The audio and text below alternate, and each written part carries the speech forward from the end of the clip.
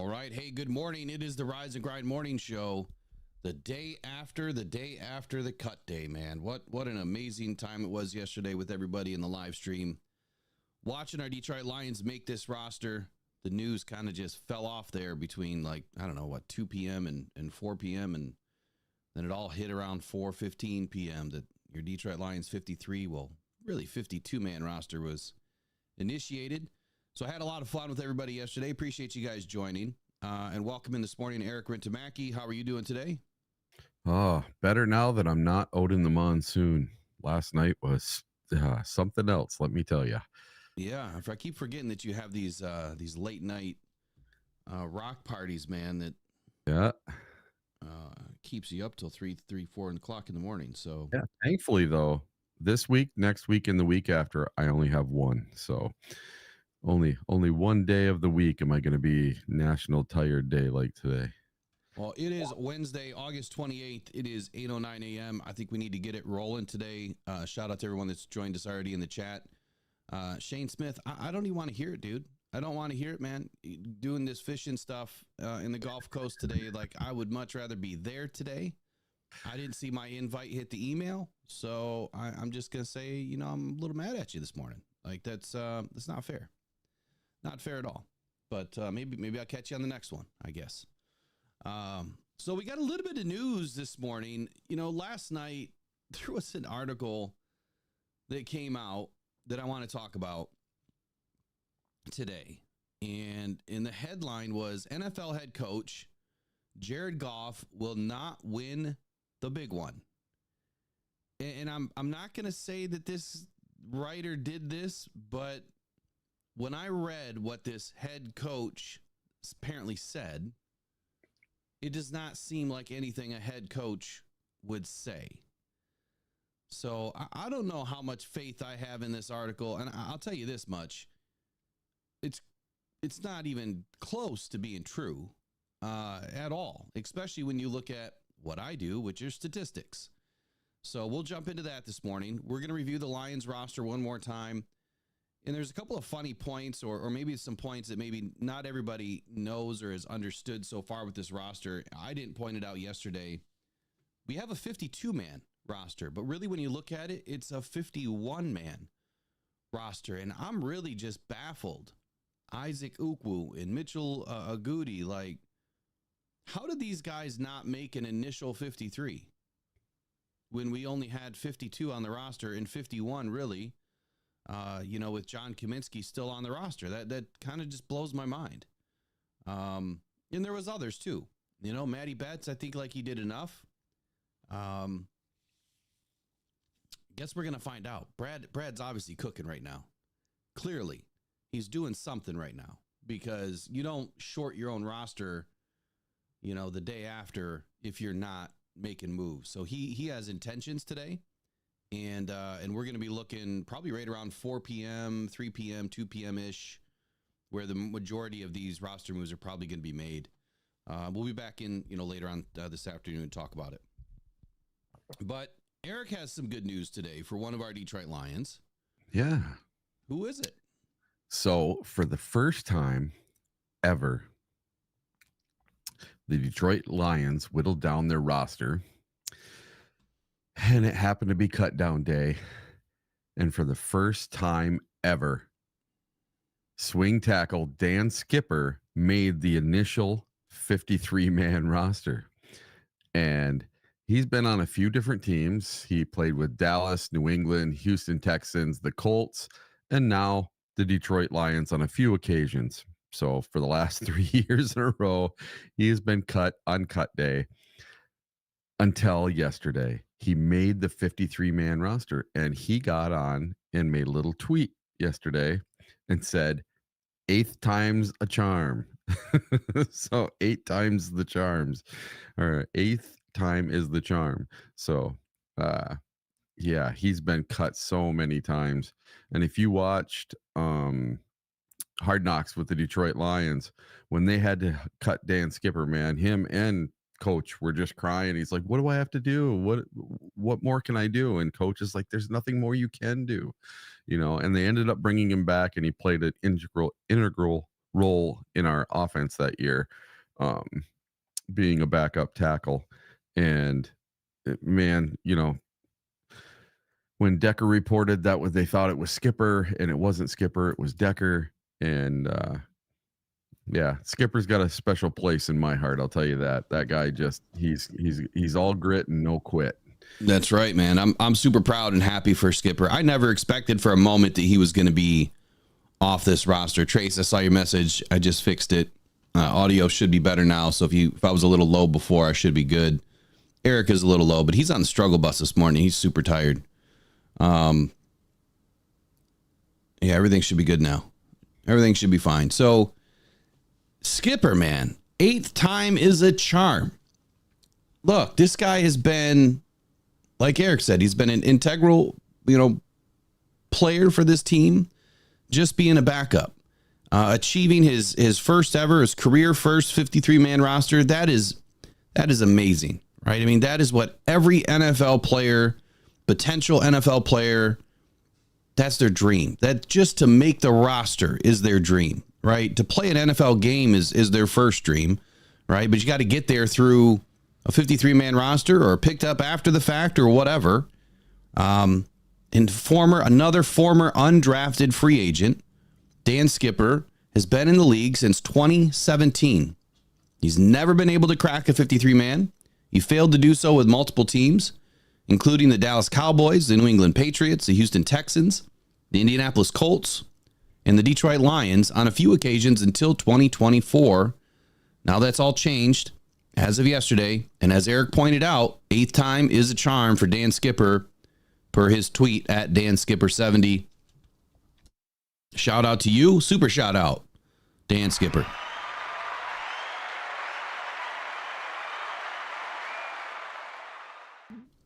So not only is Skipper on the initial 53-man roster, but he also figures to be the first tackle off the bench now in 2024. And to be honest with you, Skipper is outplayed everybody on that backup defensive line. And he didn't even really have to play this year. So he didn't have to really play much in the preseason. But Skipper is going to be a very important piece this year. I expect to see these guys reporting quite often. And, maybe even the first play of the game, they're going to report this year and get this crowd riled up. If Dan knows how to get it done, if he knows how to get this crowd riled up, that's the only thing that he has to do is have one of those two guys report early, and it'll be off to the races with that decibel record. I'll be honest with that. So congratulations again, Dan Skipper. Next up, let's talk about this. This article about Jared Goff. What does this guy have to do? What does Jared Goff have to do, Eric? I mean, before I get into the guts of this, what does he have to do? He's got to win a Super Bowl. Well, according to this guy, he's never going to win one. Yeah. Well, you have to remember. Do you remember? Everybody does. When the Ravens won the Super Bowl with Trent Dilfer. Yeah, but he was a nobody, right? I mean, just like the grocery bagger. There's Nick Foles. There's plenty of guys that have won Super Bowls that shouldn't have, right? Shouldn't have. Yeah, that weren't good enough. Right. We know Jared Goff's good enough for effing Detroit, man. Come on, Dan Campbell said it himself. He's good enough for more than for Detroit. He's good enough for 31 other teams in the NFL. I'll retract that. Jared Goff, you're good enough for the entire NFL. I didn't mean to say that you're only good enough for Detroit. I know that you can be put on any given team and win any given Sunday. We've seen it. We know what's in this dude's heart. I mean, let's throw some stats out there to start with, right after I tell you what this guy said. According to Christian Boer, Sports Illustrated, I do not like anonymous. Very, very rarely do you ever hear me use an anonymous source. If I use a source, I'll tell you who it is. I'll only use anonymous if I know it's completely fact-driven. And why would a head coach want to say this right now? Why would this be released the day after, the day of? The cut down day. But here's what this article said, and I'm gonna bring it in so that you guys can see it too. Many believed, here I'll roll up to the top so you can see the article. Christian Boer, 21 hours ago. Many believe that the Detroit Lions trading for Jared Goff would not have the impact it has on the organization over the last 3 NFL seasons. Goff, after a rough first season, has been a force in guiding the Lions to consecutive winning seasons and a berth in the NFC Championship game a season ago. He was rewarded for his efforts with a hefty contract extension. It appears to set to pilot the Lions into what the team hopes is a future full of winning. Well, hasn't it already been a past tense of winning? It has been. We've been winning since, week 9, 10 of 2022? I think we have one of the most wins out of any team in the NFL since that time. However, there are still skeptics when it comes to his performance across the league. In a recent poll published by The Athletic, coaches and executives across the league were tasked with putting quarterbacks into tiers. And don't worry, we're going to talk about Dan Orlovsky today too. Now they put these quarterbacks into tiers, right? And I guess Jared Goff, here, let me just pull this in real quick. Let's see if we can find it.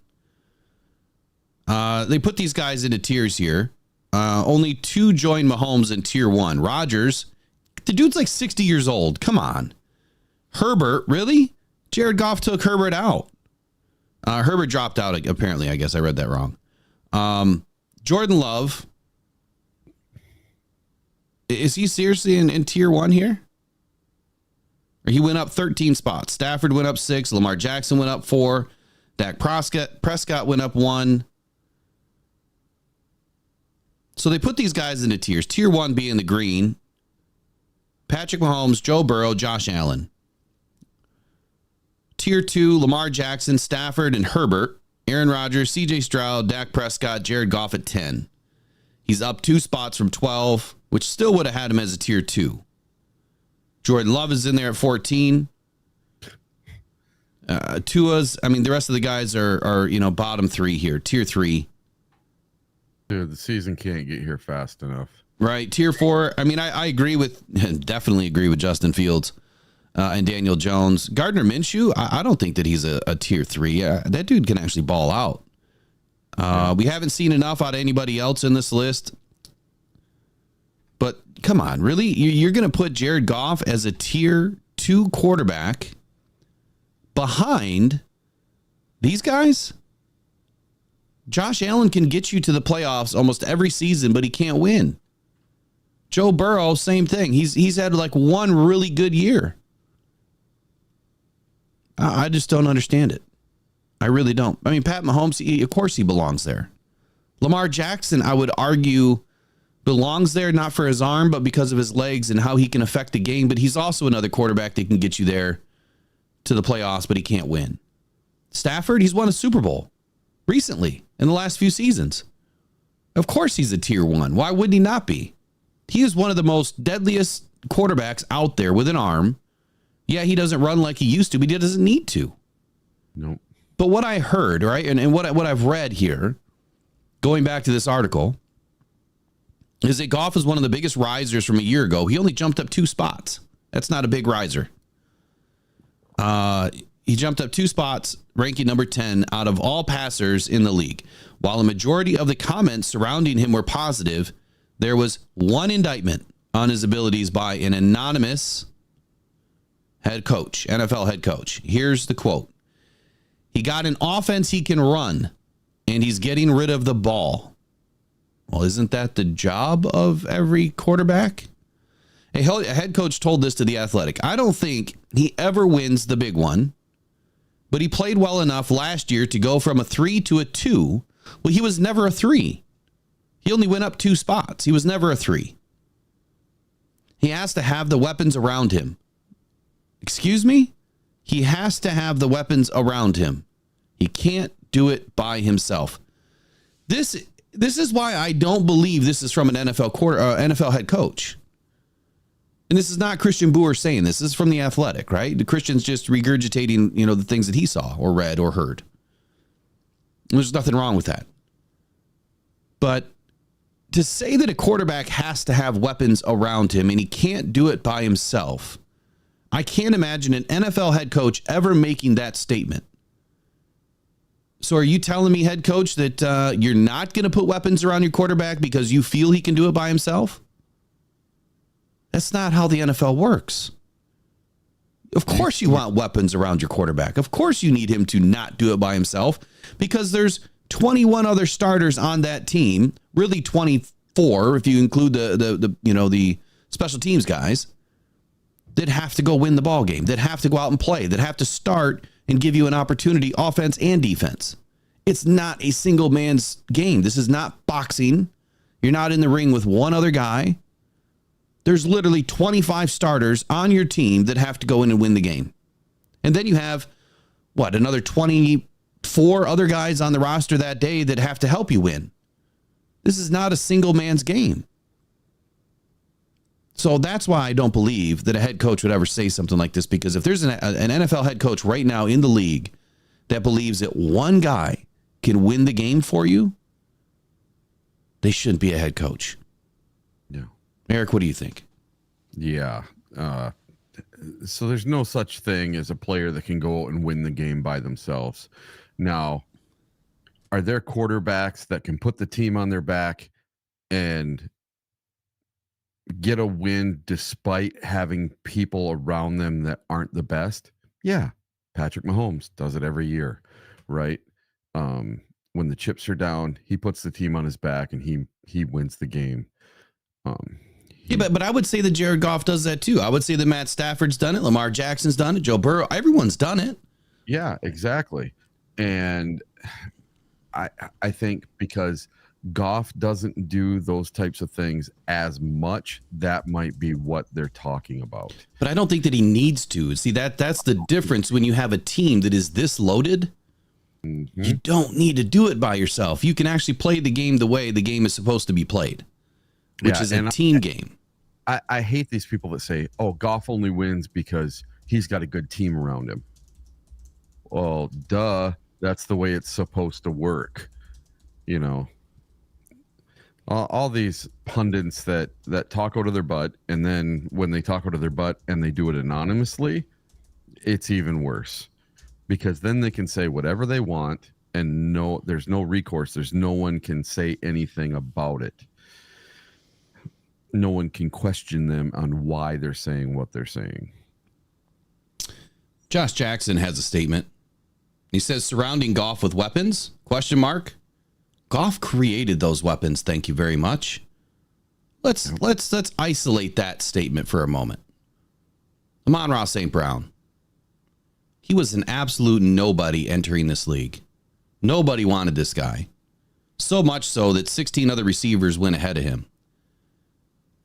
Clearly, a large majority of NFL head coaches and GMs for 4 rounds thought that this guy wasn't good enough until Brad Holmes remembered that this guy was still on the clock. And then about halfway through 2021, Goff and Amon-Ra St. Brown decided to click.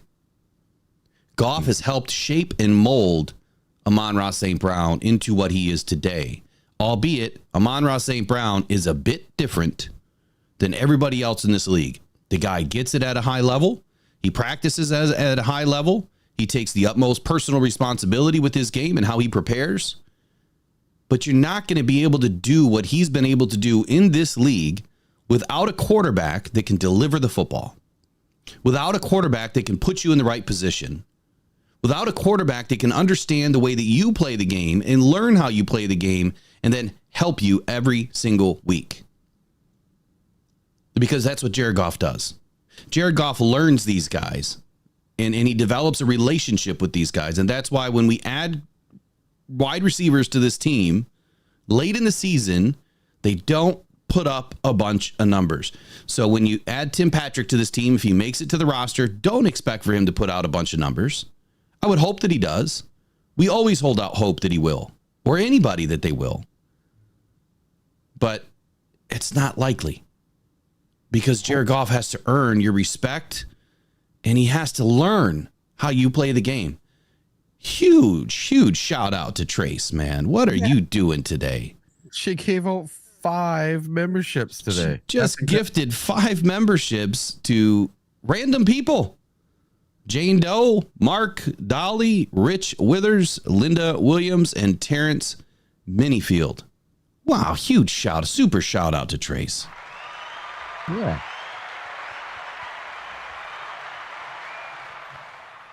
Trace has been such a good member and helper of this channel, man, as a moderator, as someone that I trusted very early on throughout the season or throughout this last year or so to become a moderator. And she's been excellent. Trace, I really appreciate you for all the hard work that you do. It means a lot.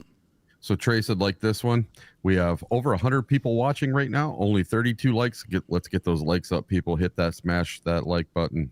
Well, everyone should give a like to Trace. Anyone that's watching this right now should give a like to Trace for just gifting. I mean, she's gifted 7 memberships to people since we started a little over a week ago. Actually, today is, I think, the anniversary of our week anniversary. So now we have over, 25, 26 members in a week. And like 7 of them is the responsibility of Trace. So appreciate that. Just make sure that you guys keep that membership going after your first month and subscribe to the memberships. Appreciate you, Trace. That's awesome of you. So here's what I wanted to run through this morning a little bit with some stats on Jared Goff. In here, actually, let me finish reading this and then we'll go into that. So part of the perception, or here's where we are, around Goff within the poll indicated that a big reason for his success was the offensive scheme of coordinator Ben Johnson. Since Johnson took over the role in 2022, the Lions have dynamically shifted their fortunes on offense. That is false. It's true, but it's also false. Dan Campbell took over the offense from Lynn in 2022, and it was Dan Campbell that started to have success with the offense almost immediately, and I think it was week 6 or 7, the offense really started to come alive. And Ben Johnson didn't even get the full reins of this offense until 2023. He kind of took over about week 10, I think, or 11 of 2022. Yep. You can fact check me later. It's right in that neighborhood. So it wasn't Ben Johnson.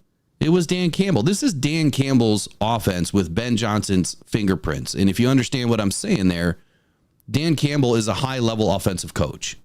He's been around the best minds in the league, and he's clearly put together an amazing playbook that, has the help of Jared Goff. And one of the statements that came out when they were building this roster and building this team is that they bring Jared Goff in, and he worked closely with Ben Johnson when Ben Johnson was given the reins to finish developing a playbook that worked for Jared, the things that he liked, the things that he's good at, which is the way you're supposed to build a team. There's nothing wrong with that. That is how you build a playbook.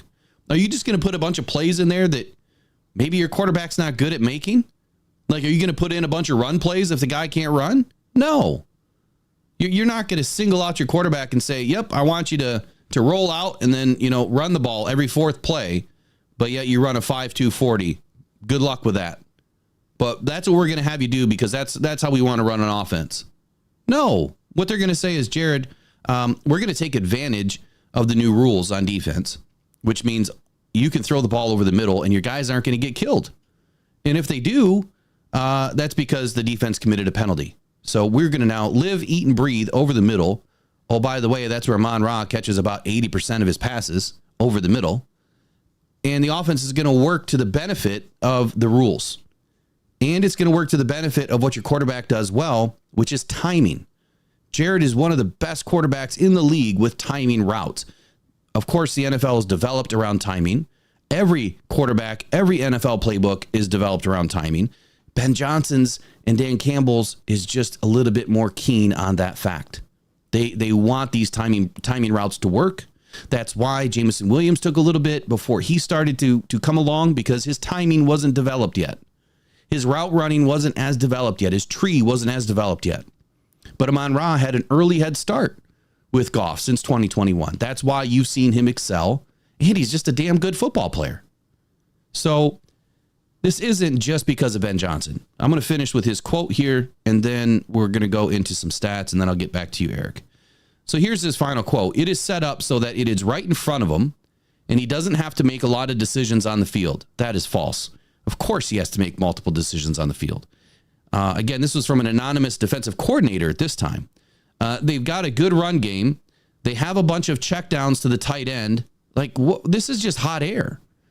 They've got good players around him. He just has to go 1, 2, 3 and fire the ball. Come on, it's not that easy. That means I could go do it, right? I just got to count 1, 2, 3 and fire the ball. I can do that. I can absolutely do that. But he is another guy who, if it came down to a 2-minute drive, I wouldn't feel great about him in that situation. I'm so glad that they said that, because I'm coming with the stats today. So let me pick this apart real quick. He doesn't have to make a lot of decisions on the field. Well, you've got pre-snap, you've got post-snap. Jared Goff has to make sure pre-snap that, one, everybody's in the right alignment, right? They're going to run the right play. They're checking the defense to make sure, where are they shading to? Where are they sliding to? Do we got over coverage, under coverage? Who's moving? Who's not? Are they blitzing? Where are they coming from? Jared and Frank Ragnow have to figure all of that out in a matter of seconds. Yes, he has an extremely good center that helps him with a lot of this stuff too. That's why it's a team game.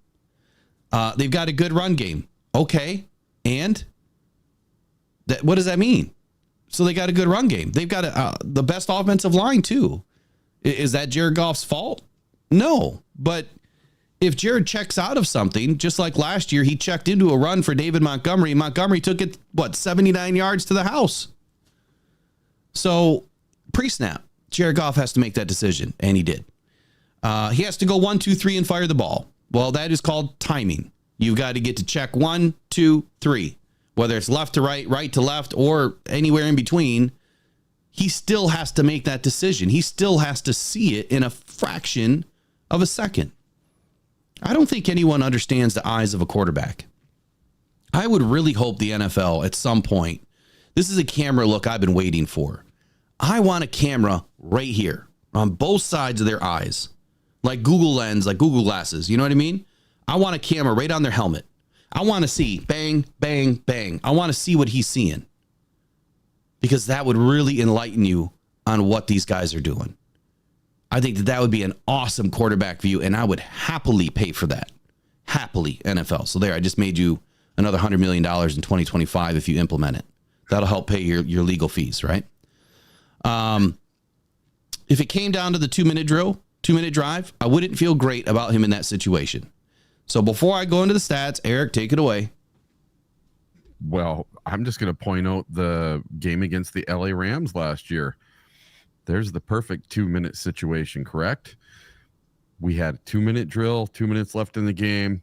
We had to get a first down to seal the game. And who did it? Jared Goff threw the ball over the middle to Amon-Ra St. Brown on a comeback route.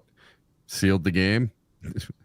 Best 2-minute drill I've ever seen in my life. So if there was anyone I was going to trust in a 2-minute drill, it is Jared Goff. Exactly. Guy knows how to get it done. He has clock awareness. There are so many quarterbacks that don't have clock awareness.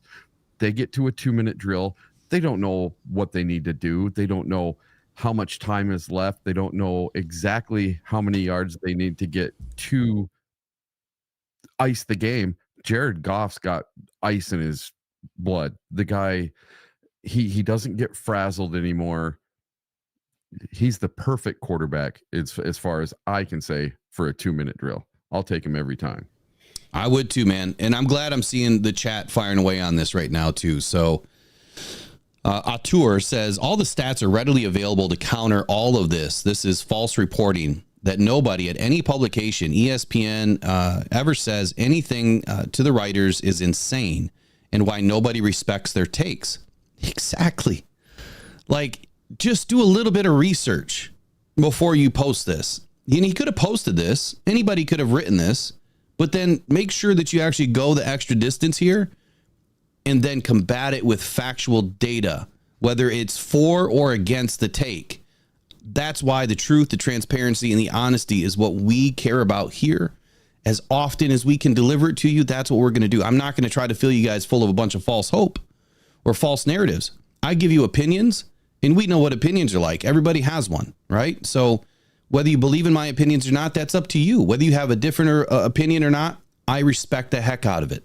But what I'm not going to do is I'm not going to go talk crap about Dak Prescott or somebody else without having some facts behind it.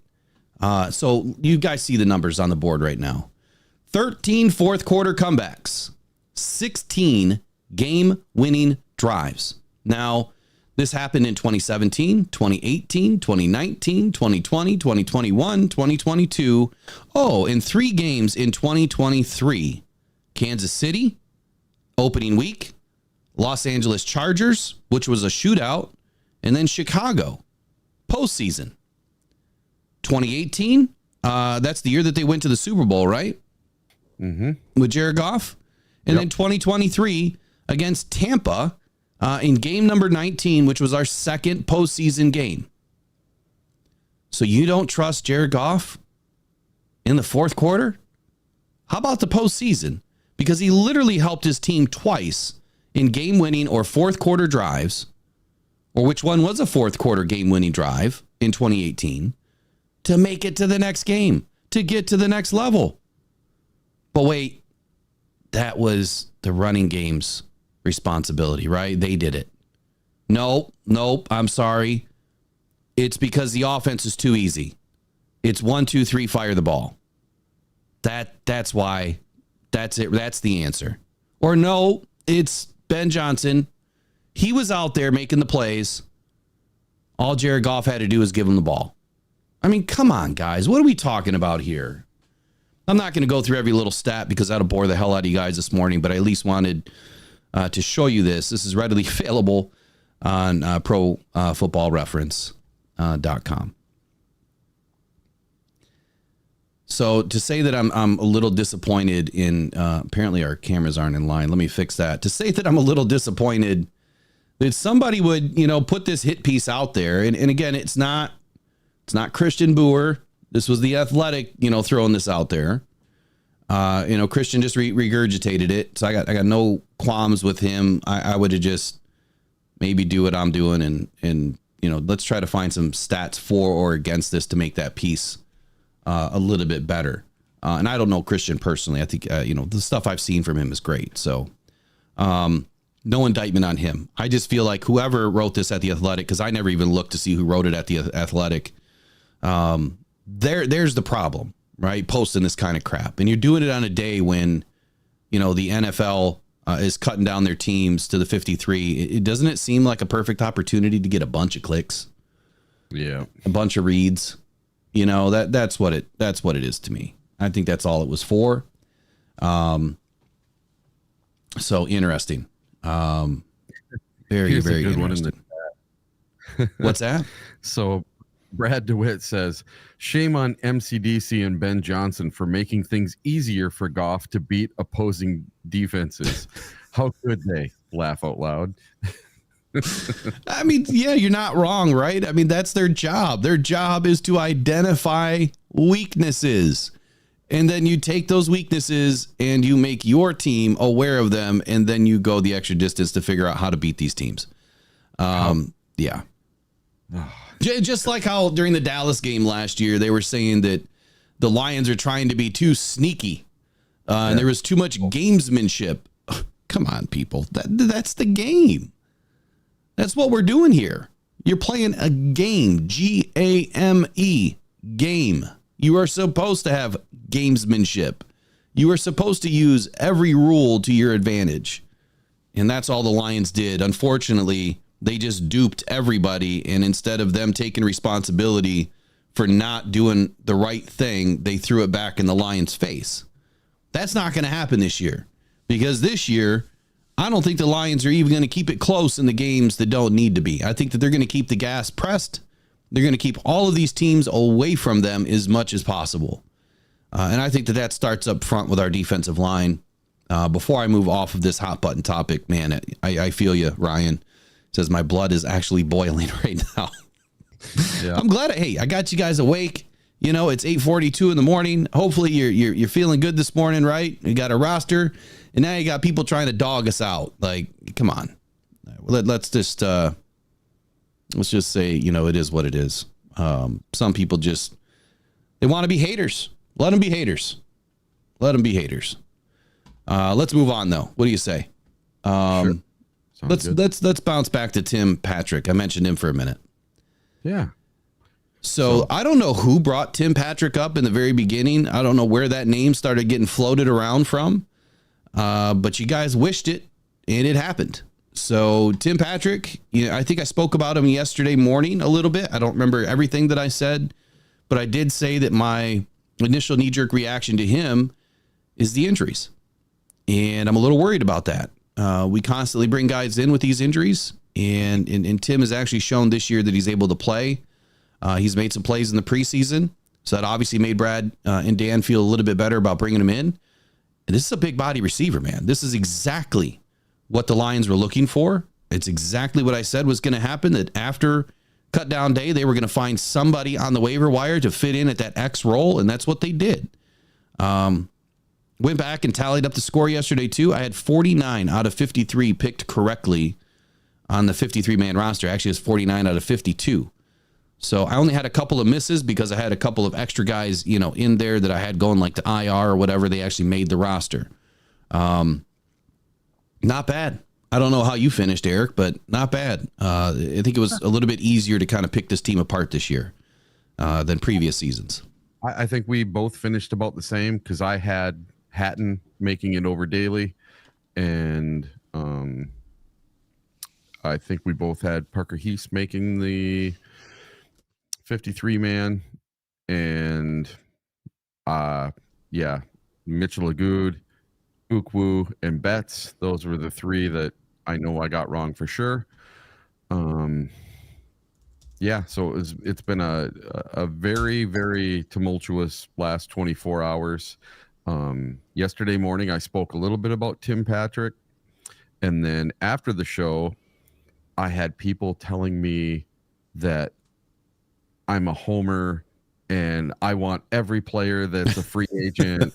And I'm like, what the hell are you people talking about? I never want free agents ever. This is the first time I've ever been like, dude, we need to sign this guy. I want this guy. This is the guy. Well, I watched all 22's video that he did on Tim Patrick 6 days ago.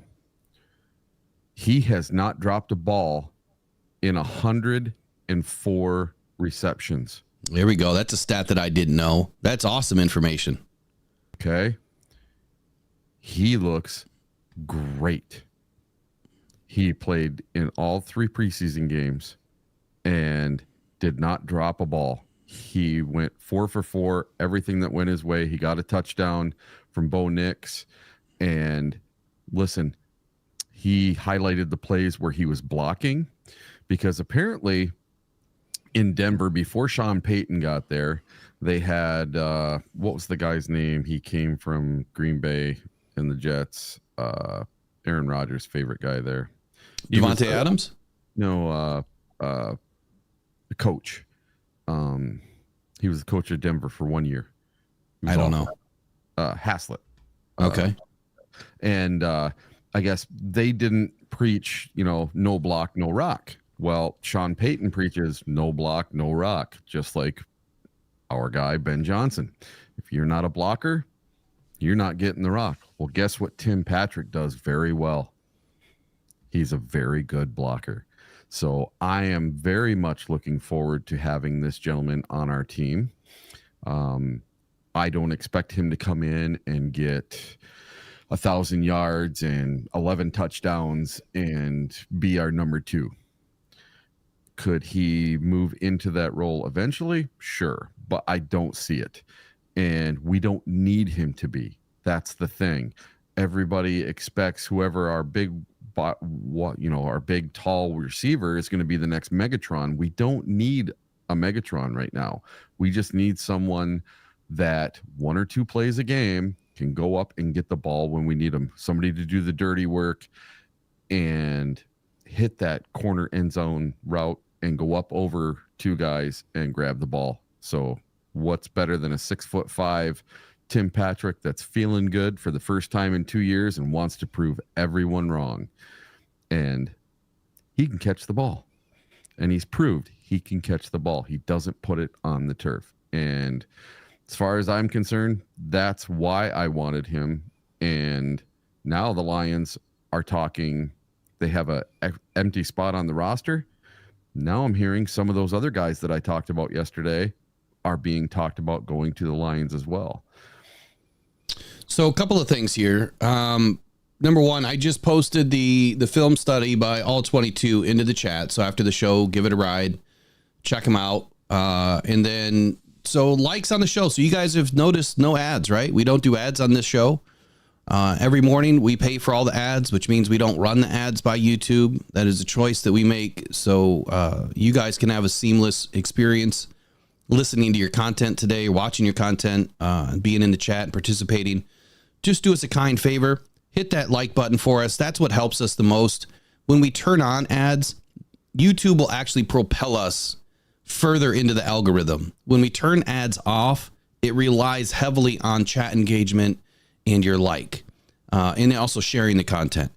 If you just give us a like real quick, that helps us. We can get over 100 today again.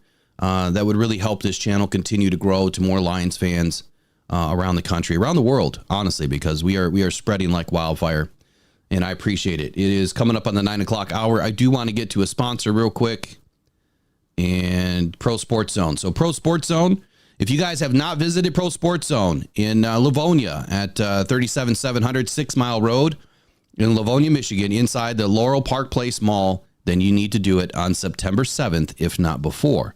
But why September 7th? Well, I'll be there.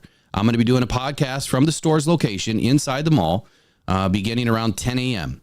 And at 10:30, we are going to do a special 2-hour sale for anybody that shows up during those 2 hours. Not only are we going to give donations to Rocked On Cancer Foundation, but you're going to be able to spin a wheel for up to 25% off the day before the Lions take on the LA Rams. So help us kick off the season at Pro Sports Zone on September 7th, starting at 10:30 in the morning. Of course, you can show up whenever you like. The mall opens, I believe, at 10 a.m. But come be a part of the podcast. I'd love to have you sit down and talk Lions with me. I'll have an extra seat and an extra microphone just for you when you show up to Pro Sports Zone.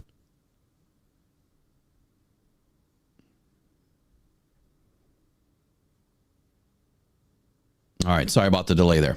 So Tim Patrick, man, I think that it's a solid pick.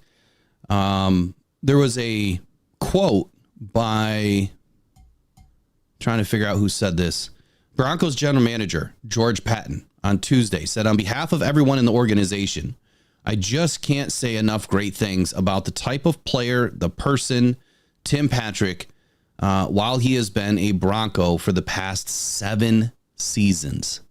So this isn't a guy that just kind of fly by the seat of your pants, find a new team.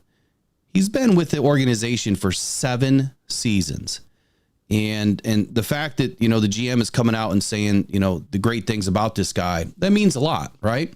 At the same time, I saw someone mention in the chat here that he lost his position to Josh Reynolds. I don't know that would be accurate. I think that, when they brought Josh in, he was going to be their number 2, number 3 guy right away. I think that Tim is just on an uphill battle with a roster that is extremely loaded. Matter of fact, let's look at the Broncos depth chart and see why he lost his position, because I don't think that this is for any other reason than really the fact that, this room is loaded. So you got Josh Reynolds as the number 2, Cortland Sutton as your number 1, and then Marvin Mims as your number 3. That's an extremely loaded roster. Troy Franklin, I don't know enough about him. I think that he was he brought in this year? Round 4, pick number 102. So he was a pick this year. Clearly, they're not going to try to get rid of a 4th round pick, this early. But he did lose his position to a 7th round pick from this year, Devon Veal. He didn't have an amazing preseason by a quick look at his stats, but they only kept 5 receivers. So I think that there's your answer. It's a loaded room up front. They didn't need another X receiver because they literally have 3. They need some smaller guys on this roster, to work some of the interior routes. And the tight end position for them, they kept 4. So they ended up keeping an extra tight end which obviously edged out Tim Patrick from being the sixth wide receiver and that taller guy to depend on.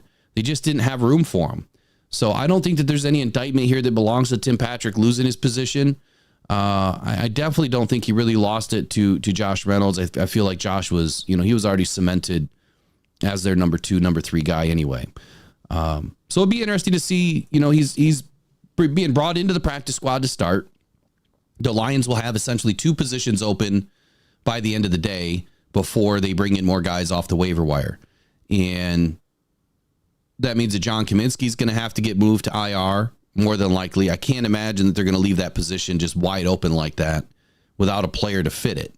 I know that they're doing a little bit of roster gymnastics right now. I like to call it roster roulette and trying to make everything fit. I still don't understand everything the way that it happened yesterday with some of these moves, because you've got, and it's just a little bit difficult to understand with the new rule.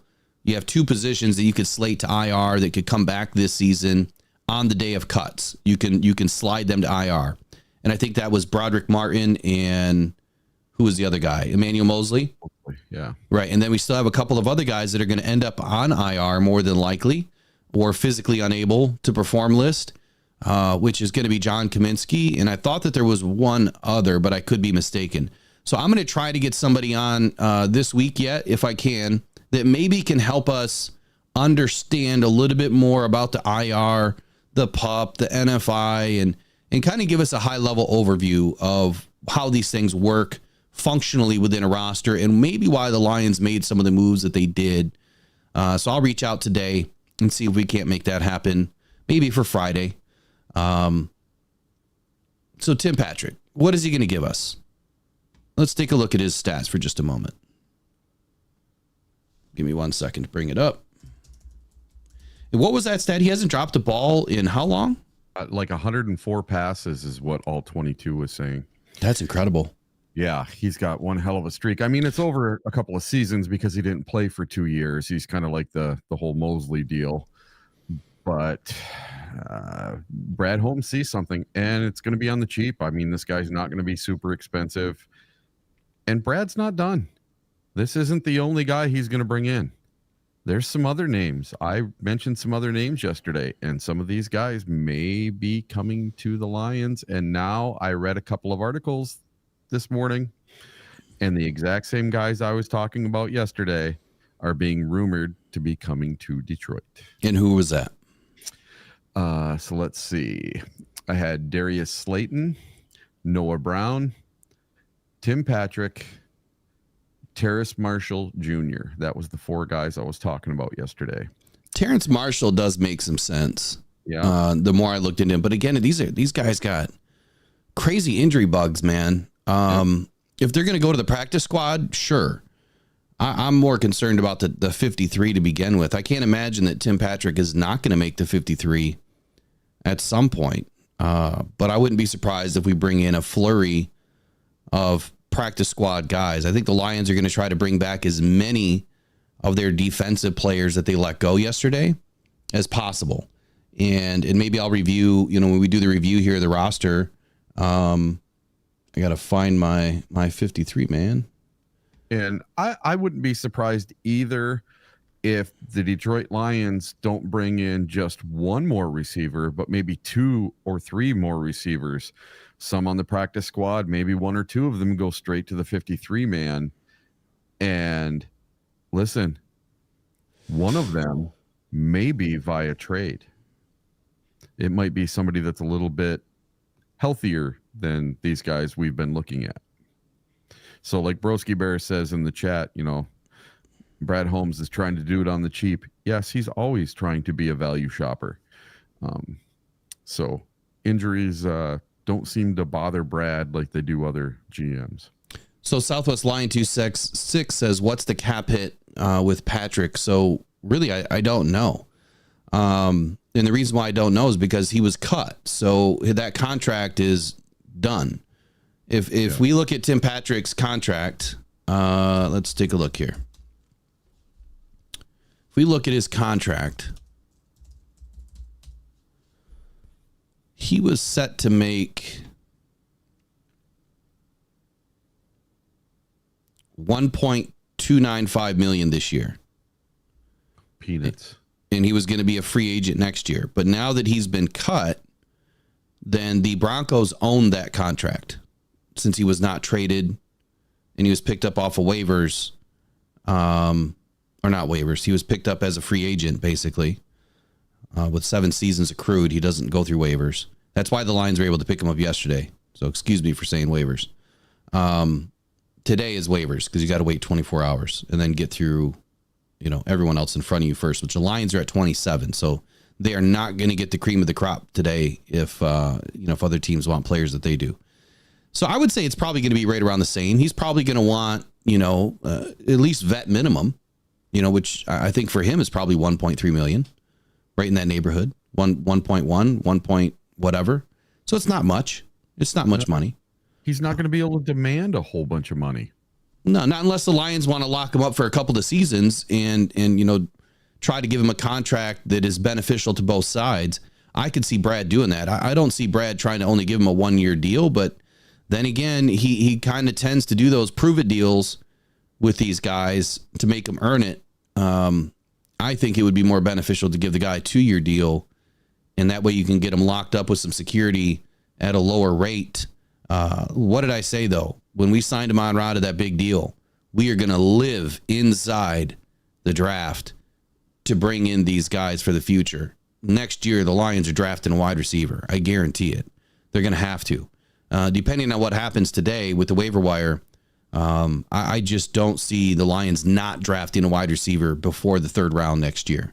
I think that fits perfectly into the roster roulette mold of making sure that you have balance between, low contracts with young guys and veteran guys and guys that have big contracts like Amon-Ra St. Brown. It's going to be a little bit of gymnastics, trying to maintain all of that when all of these big contracts start to hit. But Tim Patrick could be, a very equitable option for the Lions for a couple of seasons. And it may be as much as a few $1 million a year if they want to try to extend this to a couple of seasons. Injury history is definitely going to play a role in the size of his contract. But we are going to talk about his stats for just a moment. In 2018, he played 16 games. He had 23 receptions, 41 targets, 315 yards, only 1 TD.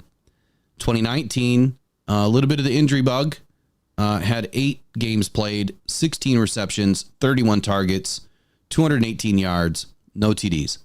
In every season, he's averaged 13.6 yards or more per catch, which is incredible.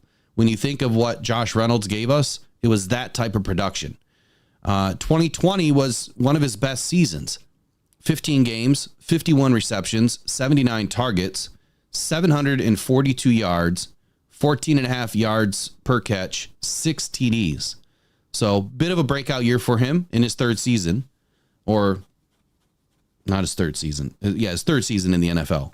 2021, he had 53 receptions, 85 targets, 734 yards, 13.8 yards per catch, 5 TDs. And then the injuries started to happen. If I remember correctly, he had an Achilles and an ACL, or was it the pedal injury? Pedal ankle. Yeah, I'm pretty sure it was ACL first, and then it was the Achilles last year. Here we go. So he had in 2022, he had the ACL grade 3, and that was in August. So early training camp. And then he came back the next year, and right around the same time, July 31st, so right when he's up and active and going, he suffered the pedal Achilles tear, grade 3. And so now, he's a full year removed. He's already proven that he can play in the preseason. So those injuries should hopefully be behind him. The only thing that I worry about with these guys is, and something that we've kind of seen happen more often than not, is something happens with the other damn leg. The exact same side or the exact same injury on the other side. And I don't understand that. And I've said it just this last week that I'm wondering if that's a rehab issue, that they're not concentrating enough on making sure that they're doing an equal amount of work, that you don't overload the other side too much, because then you overuse it and then you stress it out. And then once you start putting a lot of pressure on it, with playing, practicing and going full out, things snap. Been there, done that myself. So I hope that doesn't continue for the Lions. We'll see what happens. I'm excited to see what Tim Patrick can do. I'll reserve judgment, though, as I always do on his past. I just want to see the guy come in and be healthy and help this team win. That's it. If he can do that, works for me. Let's review the roster. And again, shout out to everybody in the chat this morning. I know I didn't get a chance to welcome everybody in, but let me do that real quick. We got Trace in the house. We got Peter Van Larhoven, Uperlights, Eric Grintamaki, of course, Ryan Van Valkenburg, Michael Garrity, Roger Chappis. Who else is in here today? Broski Bears in the house. I think I mentioned Peter Van Larhoven.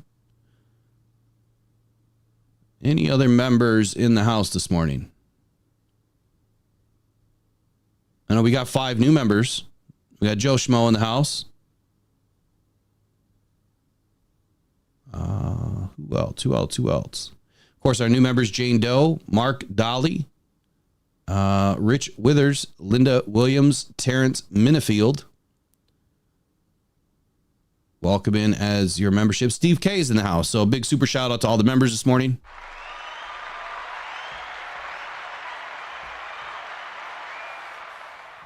And everybody else in the chat. Southwest Line 26, Josh Jackson, Shane Smith, Morale Tarantino. We got Rick in the house. Dale's in the house. Auteur. Aubrey Lennon. Try to find some new names. We got Bruce MacArthur. Motown Mitch. Brent DeWitt. Brent Lighton. Shadow Viper 619. Otto Still. I probably just screwed up your name. Ken Ross. That's a new name. We got the Wee Man in the house. Jack 2125.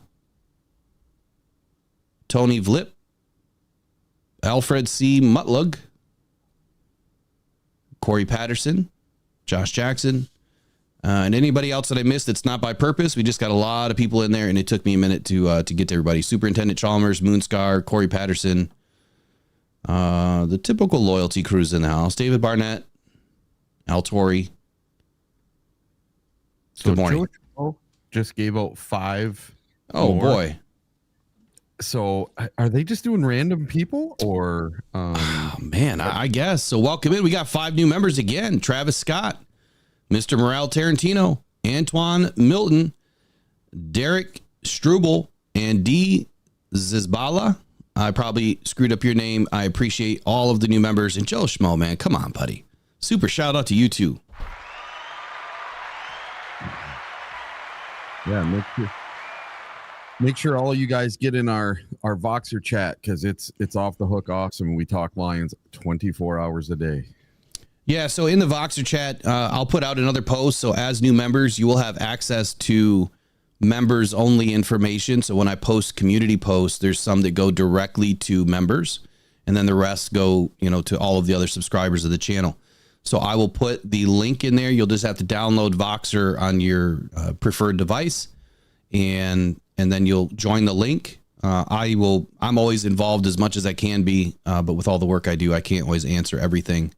But it's a place for you guys just to talk football, no politics, no other crap. We're just talking football, Detroit Lions, keeping everybody updated on, the latest news and information. That also helps us with topics too. And, appreciate everyone that joins and participates during the season, man. It is, like Eric said, it's going to be off the hook. You guys are going to have such a blast. And it helps us organize things too. So if you guys want to be part of the organization, in organizing events and that, it's a great way to communicate. You guys are going to absolutely make some great friendships out of this. I promise you that.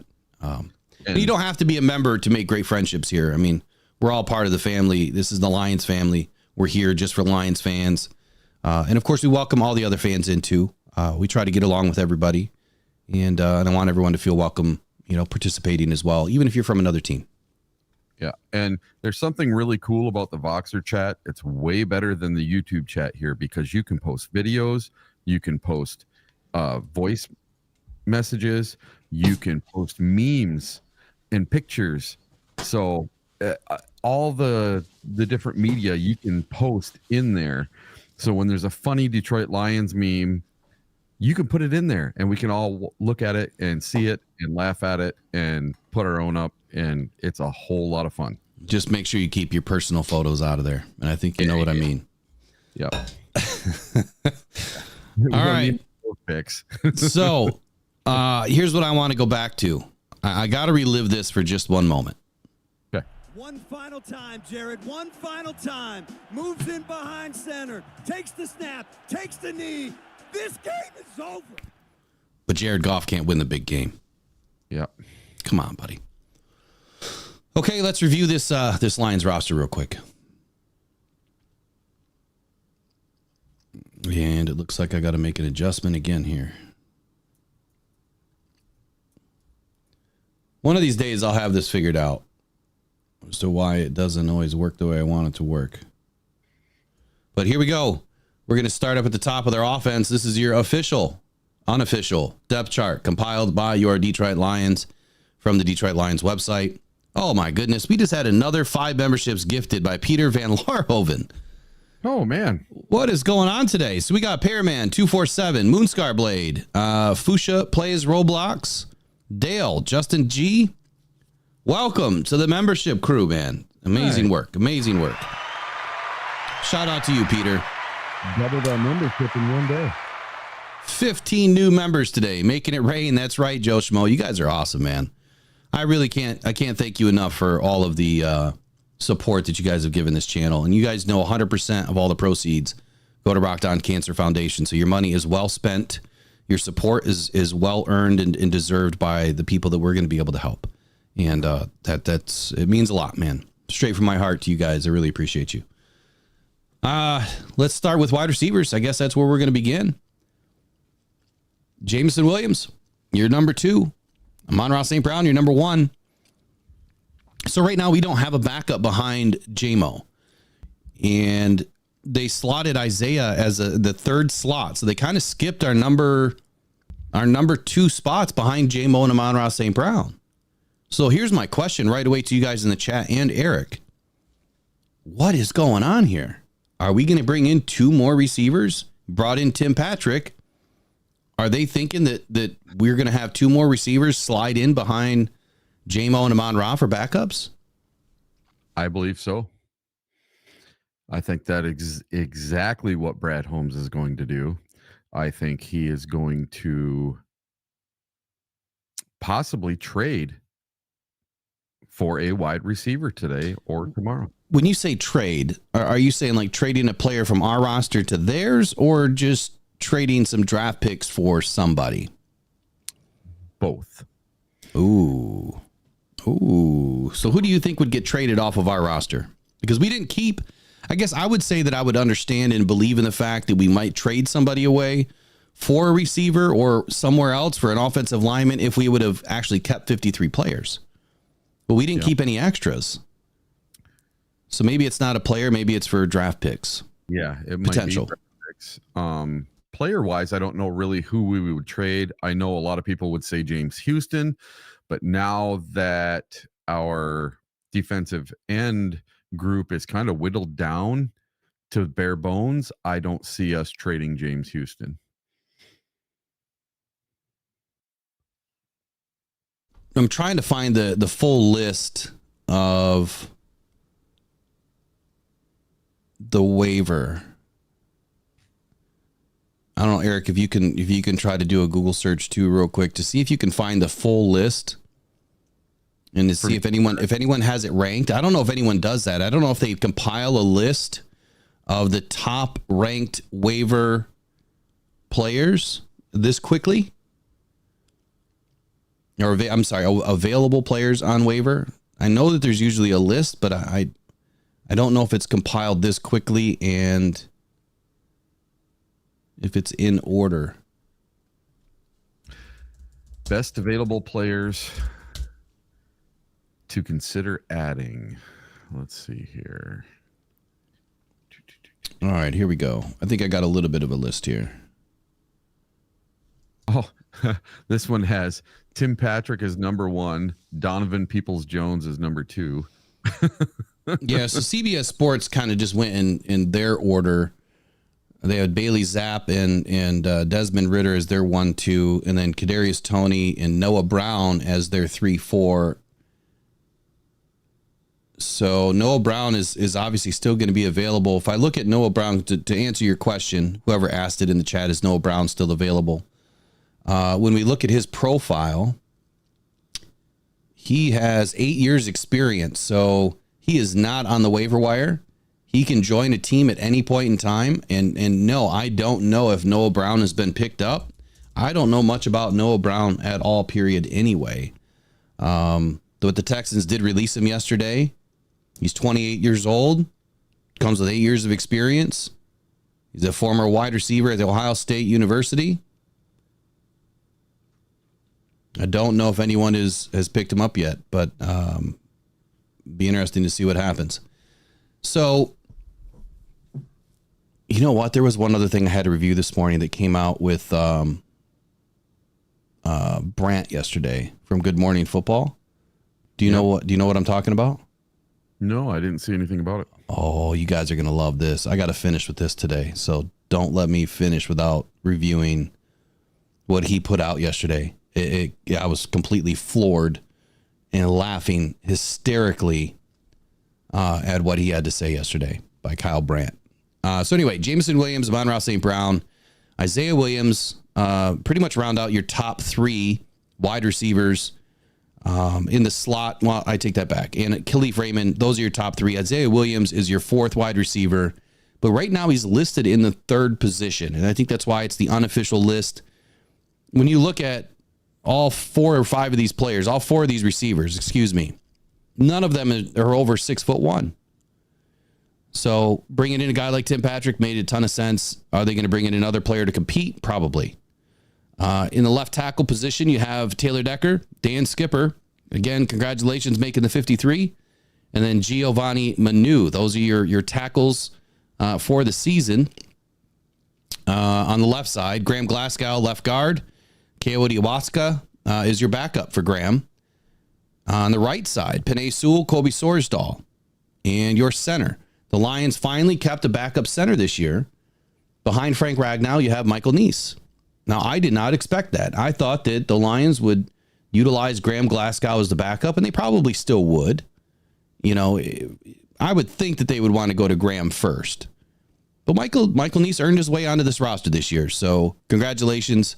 I don't know if he's the direct replacement for Frank Ragnow. I would think that we would want to go out and bring somebody in through the draft next year, possibly early, to have that eventual replacement for Frank, and then Michael could probably slide over to a guard position. Right guard, Kevin Zeitler. Tight ends, Lions kept 3. Sam Laporta, Brock Wright, Parker Hess. I do believe that the Lions today will probably try to get Shane Zielstra back. If not, we could see James Mitchell end up on this roster. I can't imagine that there's a whole lot of concern that James Mitchell is going to get picked up by another team. But before I go on any further, any thoughts for any of these positions and potential additions to the practice squad today? I think we're gonna see quite a few of our own guys possibly come back to the practice squad. I would really like to see Shane Zielstra come back if he doesn't get claimed by someone else. And I think by the Lions putting him up so early, maybe that gives him a chance to come back, because teams are going to wait a little bit.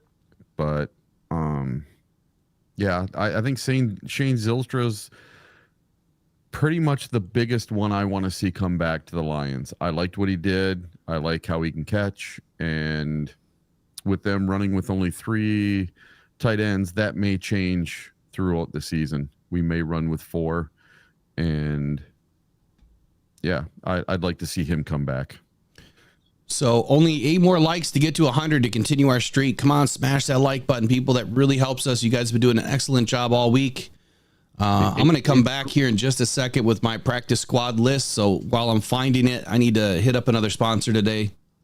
Every day, thousands of people are discovering Uper Lights, Michigan's newest, funnest rock to go find on the shores of the Great Lakes. Don't go out with just any light. Try the Convoy C8 from UperLights.com. It's guaranteed for life, and you'll find all the ones everyone else misses. Quality UV lights that are perfect for Uperlights with prices starting as low as $20. Please make sure to visit UperLights.com for all your UV flashlight needs with the best guarantees on the market. Just what you wanted and not what you didn't.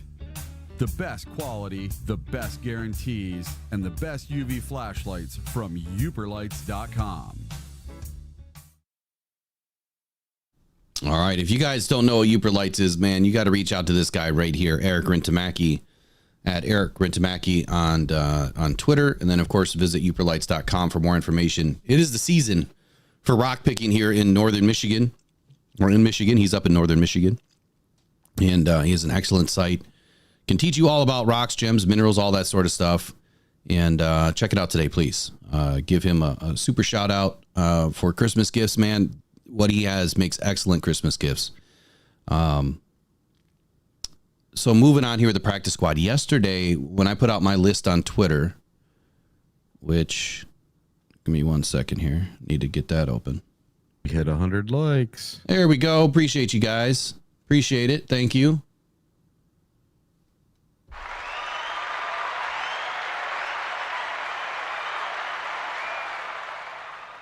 So yesterday when I put out my full list on Twitter of what I expected for the 53 man, I also added some practice squad. Here's what I was thinking initially. So I thought that Jake Fromm would come, back to this team, to the practice squad. I thought Nate would be an opportunity to come back on the practice squad because I did not expect either one of them to make the roster. So I still believe that that's an opportunity. Let me get the right screen up here. We're in the wrong screen. As far as tight end, I had Parker Hess immediately coming back to the practice squad, but he made the team. So now that leaves an opportunity open for Shane Zielstra and or James Mitchell to come back. As far as running back goes, Jamar Jefferson was the only one that I thought would make the most sense.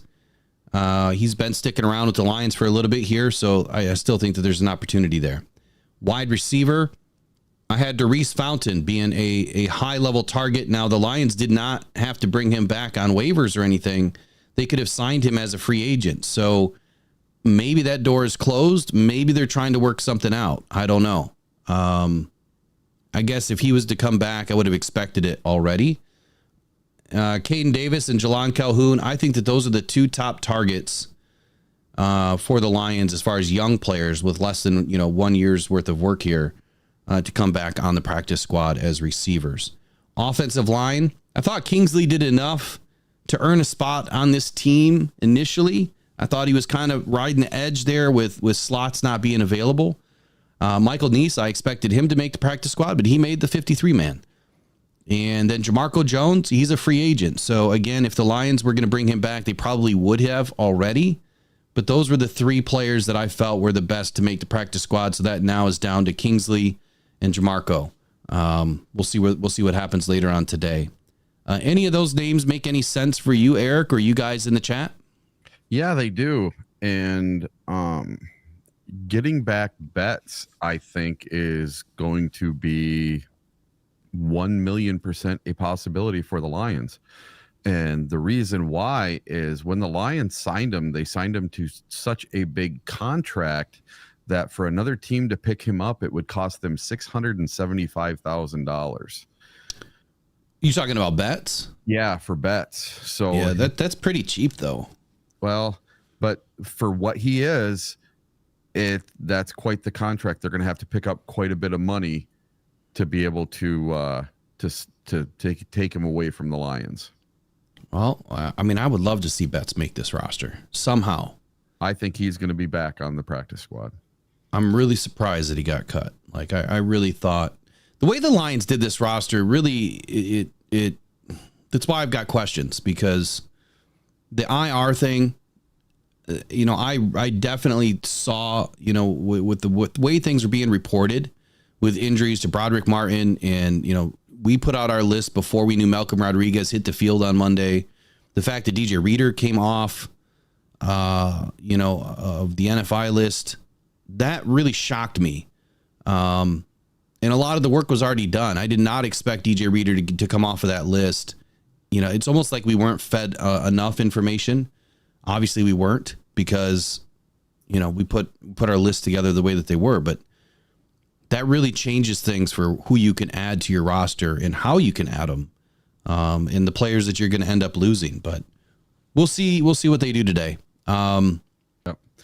Now, there is one interesting thing about what you were talking about. So Justin Jefferson, you were saying, coming back to the practice squad. Well, Jamar Jefferson. Oh, also, you have to remember Zonovan Knight. He was doing pretty good in the preseason also. And an interesting name that came available yesterday. So some of the people watching today may or may not know that Will and I both went down to the combine and we watched a bunch of these players. And one of the players I really liked was Frank Gore Jr. Well, he went to the Buffalo Bills and he was released yesterday. And he had a very good preseason, according to people out there in internet land. So he might be an interesting prospect to bring in on our practice squad. What do you think about that?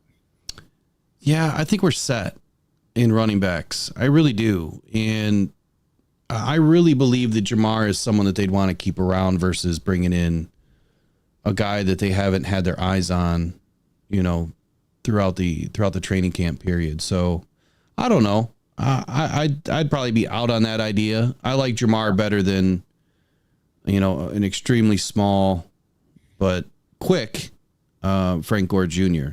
I think the name, you know, that is attached to him probably gets a little bit more love than what's deserved. I wasn't super impressed with Gore. If anything, I thought that he was going to be a really late addition somewhere during the draft. But yeah, I'd say that we're pretty solid on running backs. We kept 4 this year, and I think that we'll probably bring back at least 1 to the practice squad. But I don't think that we need to have 2 this year because we kept 4 on the regular roster. So makes sense. Quarterback, Jared Goff, Hendon Hooker, no surprise there. Running back, we were just talking about David Montgomery, Jahmyr Gibbs, Craig Reynolds, Sione Vaki. The nice thing about Vaki is he is a multiple way player. He literally plays on all 3 teams, offense, defense, special teams. He has not gotten a ton of work at safety at all this year, but he is somebody that you could stick in a pinch. You know, if you needed another safety, which is another question that we have more questions on than answers, is Ifeatu Melifonwu. What is going on with this guy? Is that injury more than what meets the eye here? We don't know.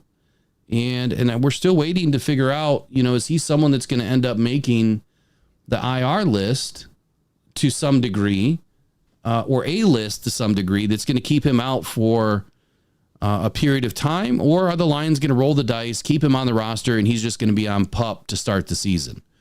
Which I'm probably going to go with the latter at this point. For the edge position, Marcus Davenport, no surprise.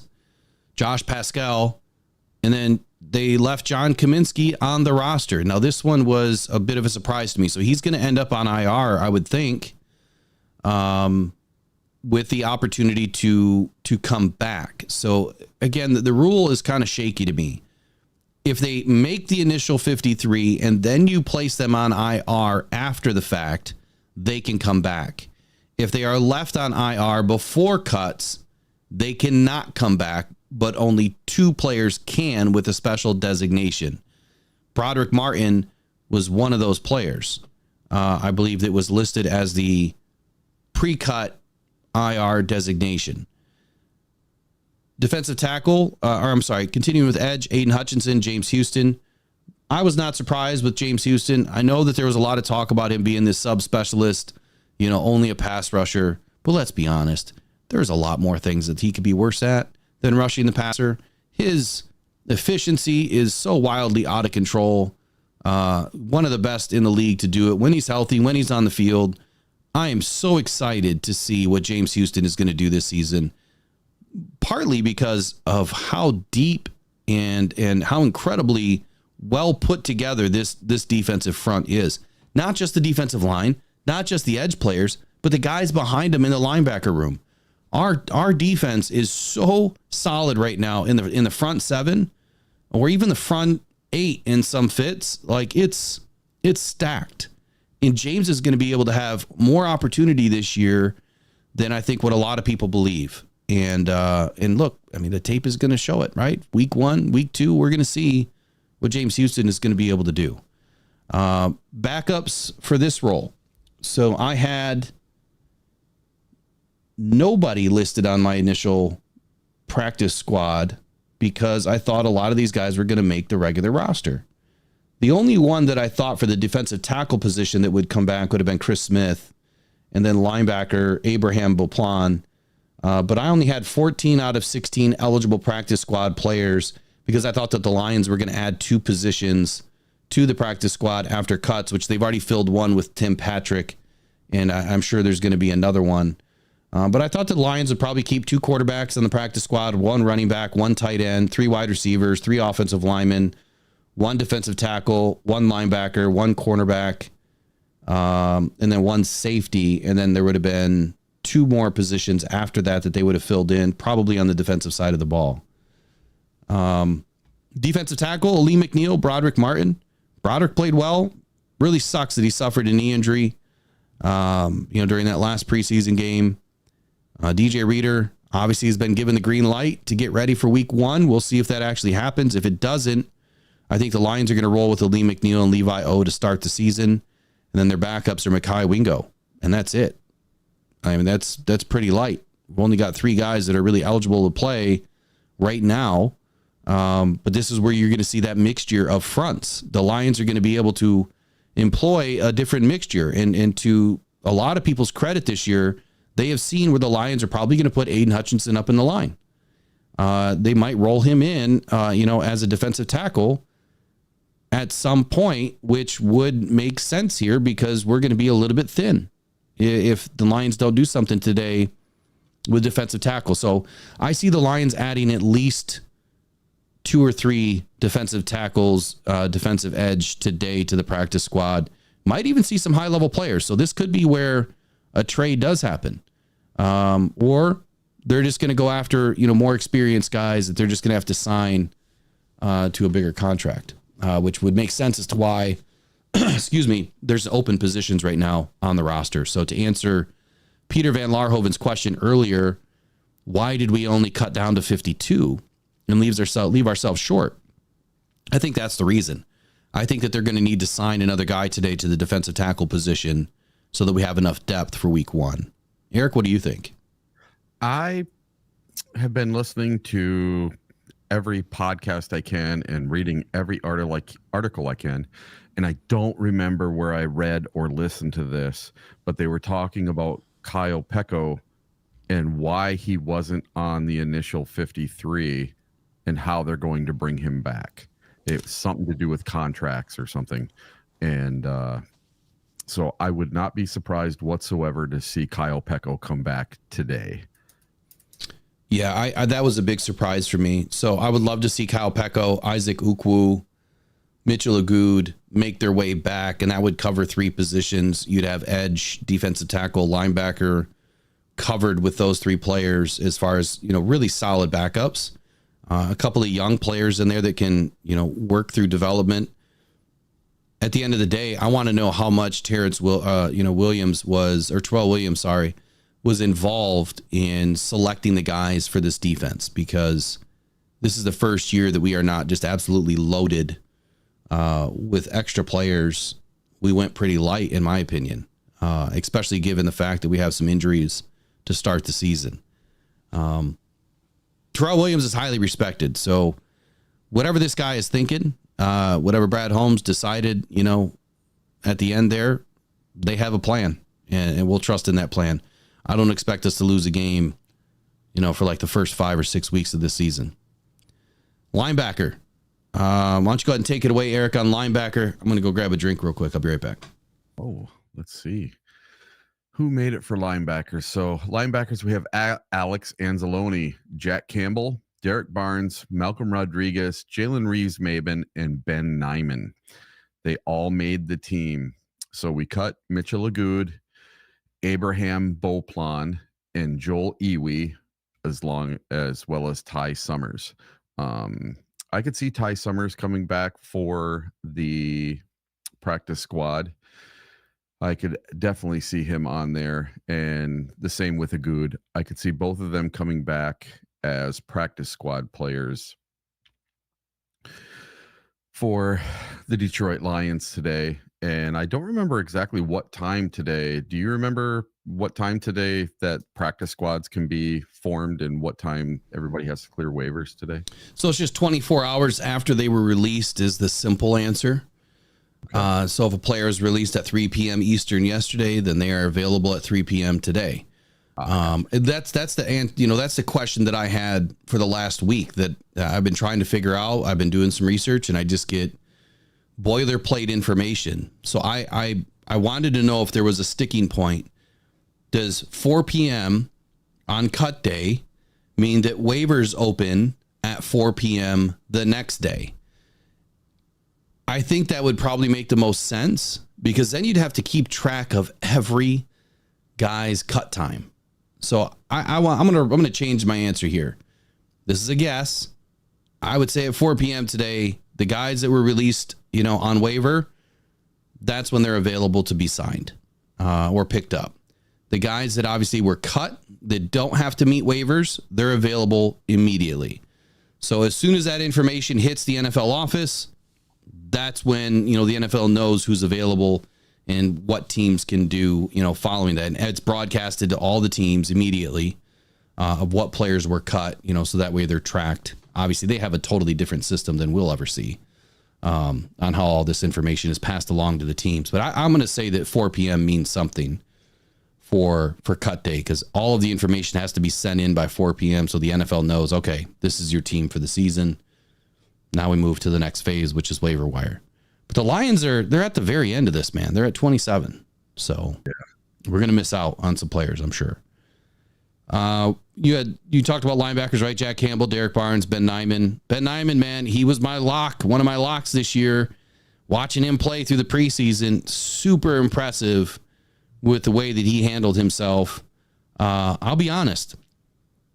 We haven't seen Jack Campbell, right? Ben Nyman looked like another Jack Campbell out there by the way that he played. And I know that they're far different in their skill set. But if we had to survive with Ben Nyman, if something happened to Jack, I was totally comfortable with the way that he played. Albeit, he wasn't going up against a bunch of number ones. He had a small crack at it against San Francisco and Pittsburgh, but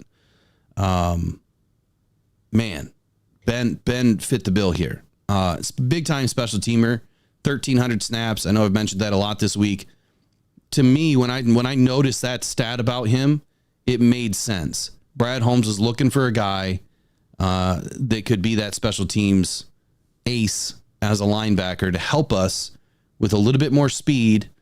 Not that he's super fast, but, a little bit more speed and awareness and ability to get downfield to make this play. So I really felt the bottom end of everybody's roster this year, if teams are really considering the new kickoff rule to be beneficial to them at all, whereas special teams is kind of just glossed over, for the last many years. Now you have to pay attention to it because there is a legit opportunity here for more returns and to have more of a dynamic level added to this game on all three phases. We didn't see a ton of it through preseason because it was all vanilla stuff, right? We're not seeing everybody's best. And you got guys that are, returning kicks that, they're just getting a shot at it. These aren't the guys that are probably going to start the season returning kicks. But Ben Nyman fit that bill, man. He's another guy that's going to be able to play with Jalen Reeves-Maybin, who is arguably the best special teams player from last season in the league. And we're developing a third phase to this game that I think, bar none, is better than the rest. Our special teams play probably top 5 in the league. One of the best punters in the league.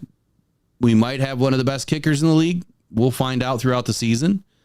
Long snapper has a different skill set apparently than I thought. That was funny when I heard that yesterday, that Hatton has a different skill set than Daly. Like, I just don't understand that. Like, you're just hiking a ball, but there's more to it that I'm not seeing, guys. There's something there. I don't study.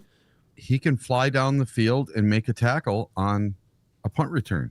I guess I haven't seen it, Yeah, he's absolutely awesome. He's super fast, and he gets down and makes the tackle every time. Yeah. Rick says we have several guys that can be dangerous in the return game. Yeah, our return game, man.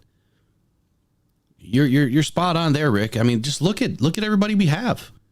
I mean, the addition of Isaiah Williams is huge. That guy's been playing lights out, returning these kicks. Listen, I don't think that we're going to see a lot of returns this year. I think what we're going to see is everybody kicking it out at the back of the end zone, and everybody gets it at the 30. If you look at the preseason games, in the first preseason game, 87% of kickoffs were returned. And then the next game, it was 70-something percentage. And then by the third game, it was only 50%. Teams started just kicking it out of the end zone, letting the other team have it at the 30.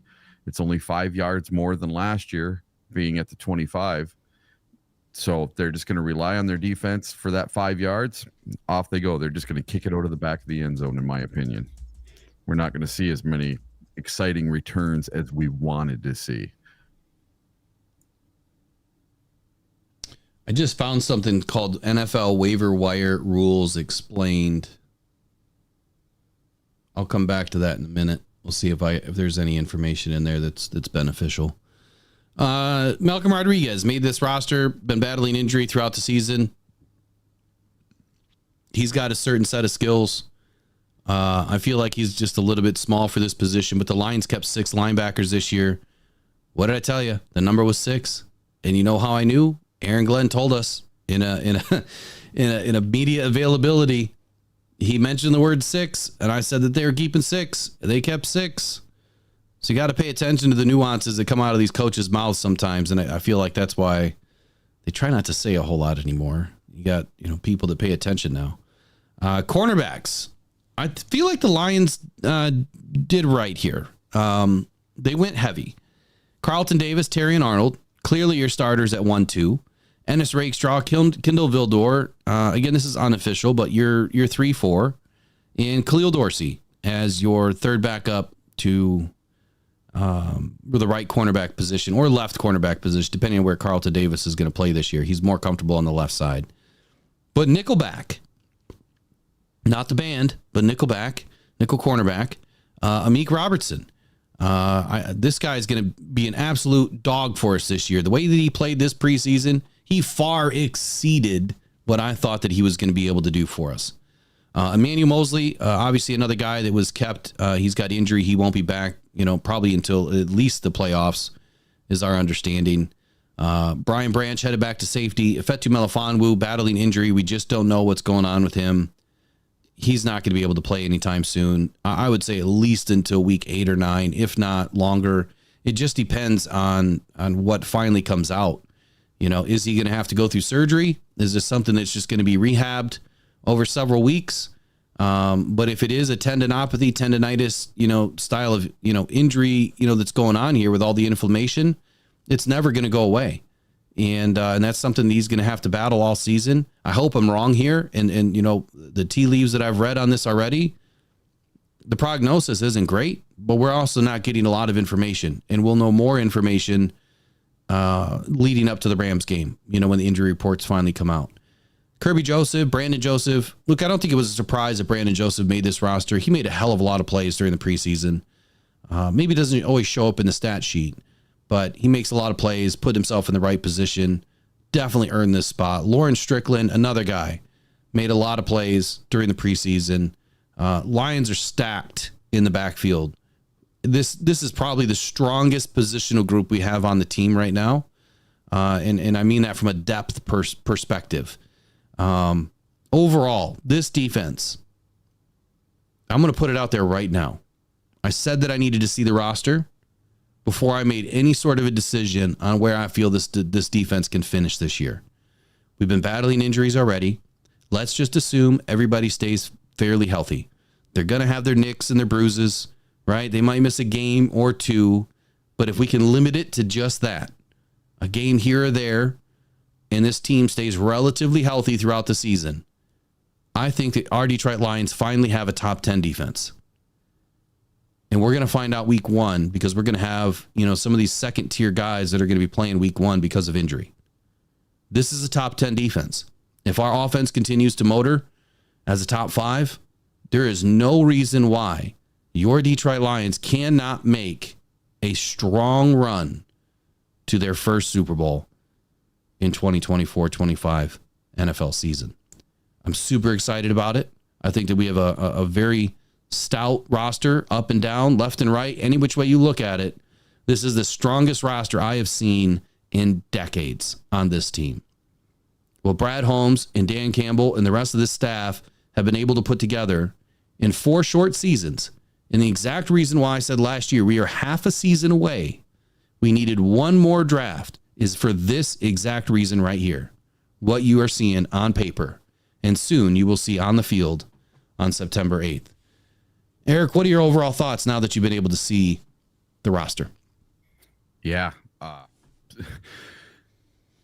I am absolutely floored at how different this defense is going to be from last year. It has been an absolute transformation. We've completely gutted the secondary. It's all new.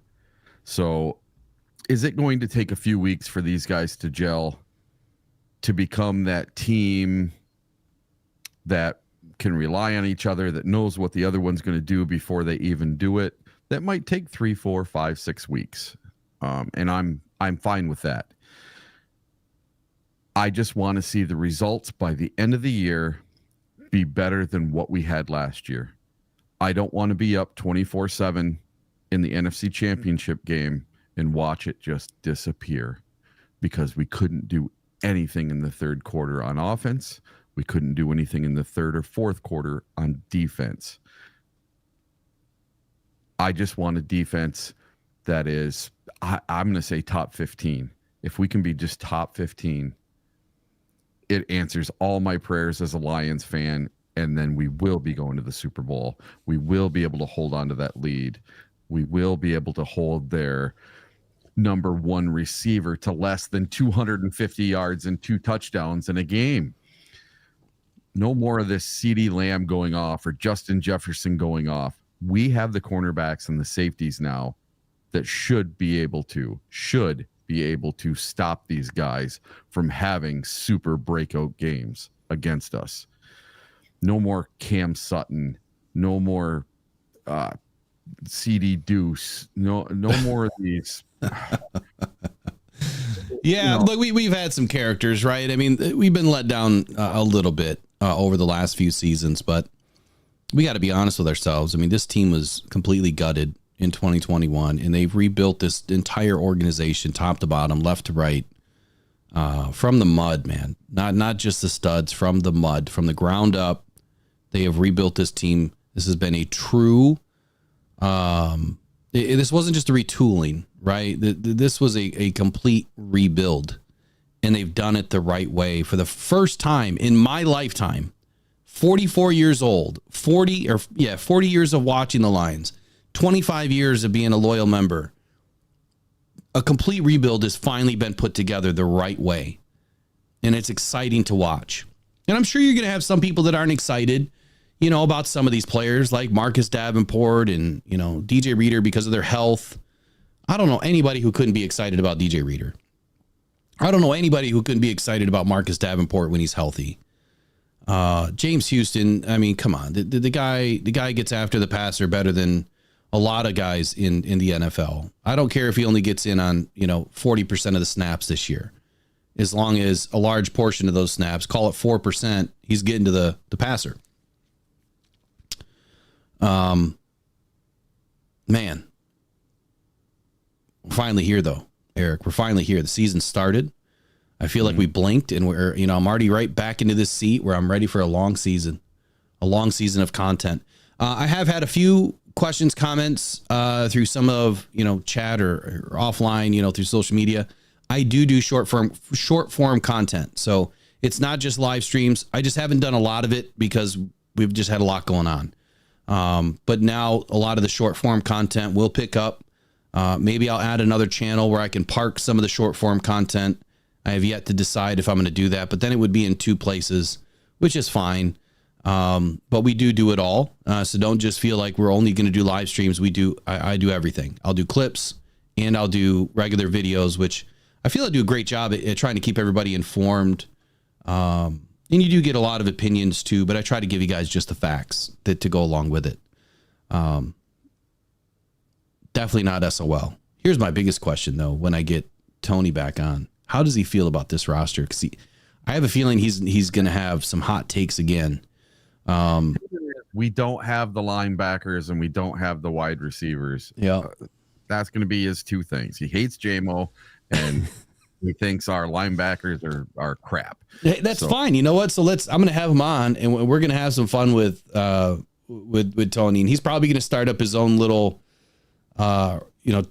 podcast with us, maybe one day a week or something where you guys can get the opposite of Will Rock. And of course the exact opposite of Eric Rintamaki, but that's okay because, every opinion is warranted. What's that? Whenever he's on, you need to let me know so I can be on with him because listen, during the season, me and him, we go back and forth. Well, you guys can just jump on together once you guys figure out how to run the OBS. But yep, I'm ready. I'm gonna have to start learning because that's what I want to do. I want to be on with Tony. That was the original plan, was to me to be on with Tony, and that was before I even talked with you, Will. We kind of had this little thing we were gonna do with me and him. That's gonna be fun. It's gonna be so fun. When it comes to the Detroit Lions, we just don't agree on hardly anything when it comes to it's going to be a great banter type show. Yeah. All right. I want to transition now to Good Morning Football. There is a team that we have to play again this year. It's a team that last season we beat, but then we didn't. It is the Dallas Cowboys. And I want to hear what Kyle Brandt had to say about your old Dallas Cowboys. And I thought that this would be a great way to finish today's show, throwing some shade back at the Dallas Cowboys. Here we go. Oh, we got to make an adjustment here again. Hold on. We'll just let him be the whole screen. How about that?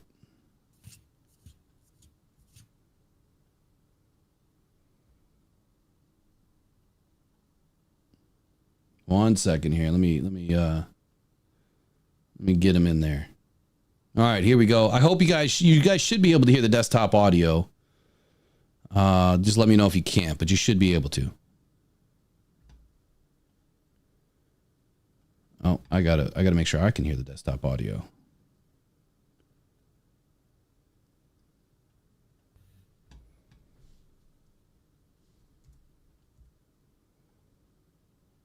My word is confetti, because the confetti is falling right now on the Dallas Cowboys. Tell me that's not hilarious, man. That oh, that's great. Poor Jerry. Poor Jerry's world. That's your Cowboys, man. They won another Super Bowl just by getting somebody signed. They are such a mess right now. And I really hope that we can stick the dagger in them this year and win in fitting fashion. We're going to be back down in Jerry's world again this year. What was that, the third season in a row? Fourth? Yeah. Too many. It's time to show America what the real America's, team is. And that's your Detroit Lions. I said it last season, very early in the season, when the Detroit Lions were coming off of that 2022, run of winning, 8 out of 10 games, knocking the Green Bay Packers out of the playoffs, waiting in Green Bay. Oh yeah, by the way, Jared Goff won in that game too, late in the game, in the cold, just in case you forgot, game winning drive, I believe, in that game as well. Jared Goff can't do it. That's just what they keep saying. But ever since then, I said that the Detroit Lions were great for NFL football business. And what I meant by that was financially, you're now going to see all of the Lions fans come out of the woodwork, spending boatloads of money on gear and merchandise and tickets. And, you know what? They took full advantage of it. I mean, we had the highest price tickets of any postseason last year. We have sold more merchandise than ever before. We are growing wildly across the world. We are the real America's team. I don't think that there is any doubt about it. We truly are the heartbeat of the NFL right now. We have got everybody captured and ready and wanting to watch your Detroit Lions. And this is going to be the season that I feel like we finally do it and finally put it all together, run it all the way back, and make it to the Super Bowl and win a Super Bowl that the Dallas Cowboys can't seem to win, at least recently. So that's what I wanted to end with today. Eric, what do you want to end with, man? We got a few minutes left here. Yeah. So there's a few games that I have marked on the calendar that I'm really, really looking forward to this year. The Dallas game, the game against San Fran, and the game against the Seahawks. Why do I got those three games circled? Because those are the three teams that year after year, the Lions just can't seem to get over the hump and beat. So if this year we can beat those three teams, that lets me know the Lions really are Super Bowl contenders. And that will let me know if we have a top 10 defense, top 15 defense, top 20 defense, or a top 27 defense like last year. That's going to be the deciding factor for me, is those three games right there. That's going to tell me what this team is going to do. Well, I definitely don't think we're going to have 27th ranked pass defense. I firmly believe that's the Lions of the past, man. There's no way that we're going to fall that far south again after all of the amazing, players that we've added, the draft picks that we've added, the time that has gone in, to make this team what it is, which is a contender. I feel like the Lions have done it right, and they built this team in a way this season that, I said last year there was a couple of things that really hurt us. Obviously, cornerback play, our DB room really hurt us, and that had to be fixed. The Lions went out and addressed it right away. And then our defensive line, we needed more interior pressure. They went out and addressed it right away. And for that reason alone, I think that we're going to see a transformation with this defense. They paid attention to what needed to happen. They focused their attention on the worst statistical outputs by this team, and they're going to fix it. And that's going to give us a big run. So I'll end with one more thing today. We'll go back to the Lions schedule. Right away, week 1. Everyone can play along in the chat. Week 1, win or loss, that's a win. That's a W. Eric, what do you got? Oh, yeah. I got a W. We were going to redo this. Now we can redo it again another day because this is going to be a quick one where we can give some, analysis on these games. And remember to join us every pregame breakdown. So I'll be doing pregame breakdowns, for every game. It's a high-level overview. We're going to break down every player that matters, the defense versus offense, offense for defense. We do it every week. So Rams, I got to win. Bucks, I got to win. Cardinals, I think that they're going to be a very tough team this season. And I think with the addition of Harrison out there, that is going to be a tough week for the Lions. We could see, Harrison Jr. bust out early this season if he stays healthy. But I have a win. Seahawks, not doing it again, man. You're not coming into our house and you're not going to disrespect us again. We're going to win that game. Lions at Cowboys, week 5. That is a win. And then the Lions, that's like week 6, right? Because we have our bye week after the Seahawks. So we get a big break to go down to Dallas and get ready. We get 2 weeks to get healthy and get ready for that game. We're going to stomp the Cowboys this year. So first 6 weeks of the season, the Lions should start 5-0. Eric, do you agree or disagree? Oh, I totally wholeheartedly agree.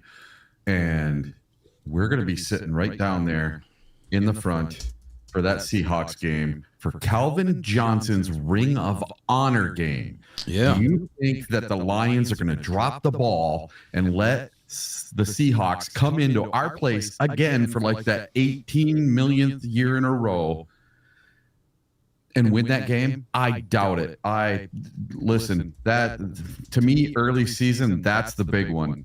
That's just like last year.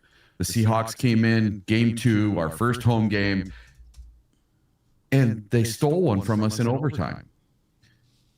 You know, everybody wasn't quite on the same page yet. Our brand new defensive front and our brand new cornerbacks were all gelling. We didn't know exactly where Brian Branch was going to play, and everything was kind of in disorder. But we had this, what do you call it? This big puffing out our chest because we just beat the world champs. We just beat the Super Bowl champs in their house. We go back to our house and we lose in a thriller in overtime to the Seattle Seahawks. And, you know, the whole ski mask thing and everything, we need to make up for that. Yeah, we do. We were totally disrespected in that game. I remember sitting I was in 243 for that game. So I'm right behind the goalpost right there at the second level, 4th row, and I'm watching, you know, the Seahawks run down into the end zone. You know, it almost looked like they were flipping us off, but I don't think that they were doing that. But they were getting at the fans. You know, they were making fun of us. They took out Jared Goff, which, I mean, he stood right up, but I mean, we know that was done by purpose. They were more aggressive, more gritty than our Lions were. We got completely, in my opinion, we got thrashed that game. We were outplayed that game, and it did not feel good. I was disgusted sitting in that seat watching that game, watching our Lions get dismantled, and there was no reason for it. That's a game that we should have won handily because I think they had 2 offensive tackles out that game, and that should have been a game that we had a ton of pressure on Geno, and we just didn't do anything. We didn't do anything with it. So starting week 7, Vikings. You got a win or a loss here? Definitely a win. I do too. Titans. I think everyone's going to beat the Titans. That's been the consistent story throughout the season so far. Look, there's no reason why the Lions can't roll, you know, into the Packers 7-0 to start the season. I don't think that that's unbelievable, but I will say this. I think that, you know, a loss just tends to creep up on you. And sometimes you suffer injuries and the ball just doesn't bounce your way. The Lions could be 6-1 at this point.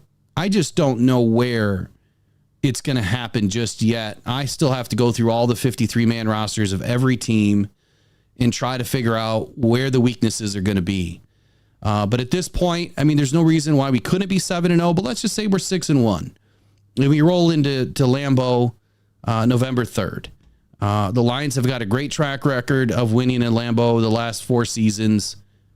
I think that continues. I think the Lions take down the Packers. And then I think our toughest game of the season is going to be the very next week against the Texans. What do you think is going to happen in Lambeau? And then give me your thoughts on the Texans. I think we're going to win in Lambeau. And as a absolute Packer hater, I have always said I will never go to Lambeau Field for a game. And I am considering actually going to a game at Lambeau Field. And it's because I want to help there be a sea of blue at Lambeau Field. I want to take it over again. I don't care what the tickets cost. I don't care if it's $1,000. I want to go and I want to sit at Lambeau Field and I want to cheer on my team and get a Jared Goff chant going at halftime at Lambeau Field. I want to disrespect them like they've done to us for 32 years. I don't know. There's no way, shape, or form I see us losing either game to the Packers this year. So I will work on Tom Grassi. I've tried to reach out to him recently to try to get him on for that week. We'll see if we can make that happen. I want to get him on before, not so much after, but yeah, we'll work on that. The Texans, look, this is going to be a tough team. Very, very tough defense, loaded offense. CJ Stroud entering his sophomore season. Is he going to have a sophomore slump? I don't see it happening. I think he's too well coached. I think he has too many weapons around him. Are you going to say the same things about CJ Stroud that you're going to say about Jared Goff? He can't win the big one because he's surrounded by a good team. I don't think so. You're going to say that CJ Stroud can win it on his own. I don't think so. I think it takes a team. Sorry, I just had to revert back to the beginning of the show. Look, there's no reason why we can't beat this team, but I have this chalked up as a loss only because the Lions are on the road 2 weeks in a row. We're making a long travel down to Texas for the third or the second time in 4 or 5 weeks. This is the hardest part of the schedule, in my opinion, right here, right in the middle. We had an early bye week, which will help us. But I think that this could be one of our only very few losses of the season. And I think I'm going to, for right now, until I put out my final schedule, which will be next week, my predictions, I think this could be a loss. So we could be, 2 losses or 1 loss right here. But then we roll back home to the Jaguars, and then just down the street to the Indianapolis Colts, and then the Bears come home to the Lions. I think that the Lions can win all 3 of these games. There's no reason why, and I think the Colts are going to be the toughest out of those 3 opponents during that stretch between November 17th and Thanksgiving. The Lions are not losing on Thanksgiving this year. Not going to happen. No way, no how. It ain't happening. Caleb Williams is not coming into Ford Field. I don't care if he's got purple nail polish on, pink, or none. He ain't doing it. Not in our house, not this year. But again, you're looking at a stretch where the Lions can go 3-0 again. 3 wins in a row. What do you think, Eric? Yeah, Broski Bear, there is no way on God's green earth that Thanksgiving Day your team is going to be anywhere close to matching the Detroit Lions. We are going to absolutely maul the Chicago Bears. And we're going to show you why you just can't win the big games with your rookie quarterback. It's just not going to. Just remember, Broski, Lions hunt in packs. All right? Bears hunt alone. And when you have a bunch of eyes on your team, it don't work. So I'm not trying to throw a bunch of shade against you this morning, but this Detroit Lions team is such a close-knit group. We don't have a bunch of eyes. We have a bunch of winners. We have a bunch of guys that want to win together. They don't care about stats. They care about the score. At the end of the game, 1 point more is all we need. And if we win every game by 1 point, that's cool with me. Because as long as we get into the postseason, it's a new season. And I think that we showed everybody that last year. You put us in the postseason, watch out. We're coming. We're taking every kneecap with us on the way out. Packers at Lions, back at home. 3 games in a row. We got a nice little home stand, starting with the Bears. You got the Bears, the Packers, and the Bills all at home. Again, it's another stretch that I believe that the Lions shouldn't lose. We shouldn't lose 1 home game this year. That is one fact that I'm going to state right now, no matter, with my final schedule predictions being out right now or not, the Lions will not lose 1 home game this year. Not 1. There's no reason why we should. After the Lions travel to Chicago, they have to travel to the 49ers. This is the second hardest part of the schedule. And then we finish with the Vikings. In all, the Lions are playing 3 games outdoors, of which only one of them should be a tougher game with weather, and that is going to be the Chicago Bears on December 22nd. The 49ers game on December 30th, that's going to be a fair weather game, 60-plus degrees. It's going to be beautiful out there again. It's a perfect opportunity for the Lions. And then finishing, at Ford Field with the Vikings. The Lions are going to have this NFC North wrapped up, I think, by December 22nd. I think that we'll have 2 games to go where we have the NFC North at least wrapped up.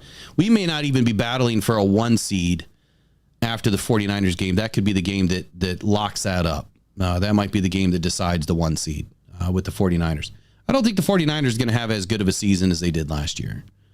I think that for whatever reason, they're having their internal issues. The Lions aren't. We just don't have internal issues right now. We haven't. We don't struggle with contracts. We don't struggle with players holding out or holding in. We just get it done. And I think that speaks volumes to the type of team this is. They are so close together as a family unit, man, that's hard to break up. It really is. So final thoughts here on the schedule. Eric, go for it from the Packers, December 5 to the end of the season. Yep. So I all along have said that I predict the Lions to go 15-2 this year. I can't really say which 2 games I think they're going to lose. I don't think it's going to be to any NFC North team. If I had to guess, I would say the Texans and possibly the 49ers. Those are the only 2 games. Maybe the Bucks early in the season, just because we haven't gelled yet, would be another really tough game for us. But that's at home, so if I had to guess, because I said 15-2, that it's going to be Texans and 49ers away games outside. Those are the only 2 that I think we have a possibility of losing this year. Yeah, that wouldn't bode well for the 1 seed at all, losing to the 49ers. But it might not matter. By the time we get there, maybe we have 12 wins and they only have 9 wins. So it might not matter for the 1 seed. But we would need 13 wins for sure. Yeah. At least 14-3. I think locks up the 1 seed. If you can get to 13 wins, you have a really good shot of get our 13th win against the Vikings on the last week of the season. And maybe this year, instead of giving us the North, winning against the Vikings, we get the number 1 seed and win the North by beating the Vikings this year. Yeah, if we beat every team in the North, there's no reason why we wouldn't win the North by December 22nd. That's just, I'll lay it all out next week. I'll put my final thoughts on it next week. But I think I was on record going 14-3 early in the season. I think 13-4 was the bottom. Last year I called 12-5. They finished 12-5. I got quite a few games. Well, not quite a few. I think I got 2 or 3 games that were wrong. But I was actually happy with the way that it ended up. But I didn't feel like the Lions should have lost that game to Dallas, man. And that would have been the game that would have put us in the 1 seed. And I think we would already be hoisting a Lombardi this year had that game finished the way that it was supposed to. But that was the past. This is the present. The Lions are now on with their new roster here in 2024. It's an exciting time now for Lions fans to get ready for this season. It's going to start here in just 2 short weeks. September 8th is going to be here in the blink of an eye, so be ready. We've already got the pregame, postgame stuff scheduled. I'll be at the game that day, so postgame will probably happen from the hotel extremely late, but we'll make sure that we get it done, and hopefully we have good enough internet to make it a good enough show. If we have any issues at all, obviously I'll redo it the next day, but I think everyone will probably still be up partying in Detroit after that win. But I'll be at the hotel with you guys doing the post-game show. So, again, Eric, thanks for joining. As always, great content this morning. I'm sure you need to get your nap in now. It's been a long day for you. Everybody in the chat, let's see what we've got. One final question here for everybody. Give me your schedule prediction right now. How many wins? How many losses? Right now. Until next week, I'm still sticking with 14-3. And Eric, you're still sticking with 15-2? Yep. I'm not going to change my mind until I see otherwise. Ooh, Great Lakes State has us losing 7, but still claiming the North. Oh, jeez. Brent DeWitt, 13-4. Ryan Van Valkenburg, 14-3. Joe Schmo, 13-4. Hostage 4-2, 14-3. I want Broski Bear to put his prediction on what he thinks the Lions are going to be, and then I want to see Broski Bears prediction so I can shove it in his face when he's completely wrong. Broski, are you going to come to any games this year? Are you going to come to the Chicago game in Detroit? We got to figure out a way to get you over here. Yeah. Maybe we'll do a fundraiser for Broski Bear. We'll find you a way to get a ticket and travel and whatnot over here. Not that you need the fundraiser, but I just think it would be fun to do something like that. Rick says, I kept my prediction to myself. All right, that's cool. 9 Drink says 15-2. Shadow Viper 13-4 or 14-3. Hostage 4-2 always feels like we're going to have a fluky loss. Last year I think that was expected. I think that the Lions have grown big time this year. Got to remember too that we only have a couple of quarterbacks that are highly mobile that we're going up against this year. One of them being a rookie, CJ Stroud. Brock Purdy is mobile, even though he's not a mobile quarterback. He can make you miss, man. He did it to us in the NFC Championship game. Go fund me for Broski for therapy after losing both Lions games. There we go. Our tour says do a subscribe run for a Broski Bear ticket. I'll probably do more than 50. That's a good idea. We could do something like that. And we also have another opportunity. Someone wrote me in an email of doing some sort of a donation to the Rocktown Cancer Foundation for your score or for your season predictions. And then we'll have the winners. We'll end up winning a portion of the donation pot at the end of the season. So kind of going up against my picks, for the week, I guess. We could do something like that. Every year we come up with these great ideas, but with limited time, it is so hard to get these things to come to fruition. I'll see what I can put together here in the next couple of days. If I can make it work and make it make sense, I will certainly try. But that one's easy. Doing a subscribe run for Broski Bear, that one's easy. Yeah. Hostage 4-2, 49ers don't scare me. Houston doesn't scare you. 11-6 for Shane. I think we're all in on this. I think that the Lions are going to have a lot of wins. It's going to be an exciting season. We should win the North again. But we'll see you back here tomorrow at 8 a.m. on the Rise and Grind Morning Show. It is Wednesday, so that means Off the Cuff is tomorrow night at 7 p.m. Tonight, it's the All Grit Pod at the All Grit Pod on YouTube. Make sure you make your way over there. Hit the subscribe button for him. Get into that show. He always does a great job with his high-level overviews. Gets involved with the chat. But check him out tonight at the All Grit Pod on YouTube. Eric, have a wonderful day. Lions fans, enjoy your new NFL team for 2024. Detroit Lions only at 52. Who's going to make the roster at 4 p.m.? Well, we'll find out here in a few short hours, and I'll be back with more breaking news. You guys take care. Go One Pride. Go Detroit Lions. We'll see you in the next one.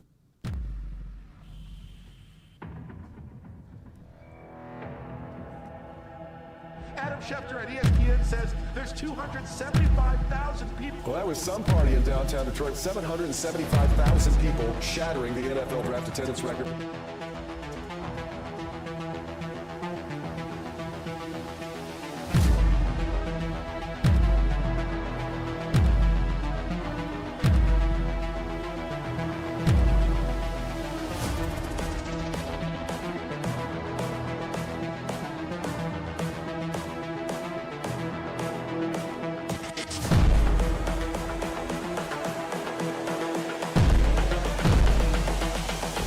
This is the future.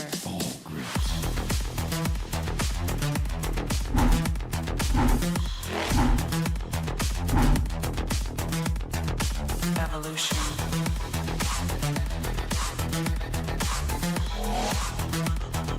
This is the future.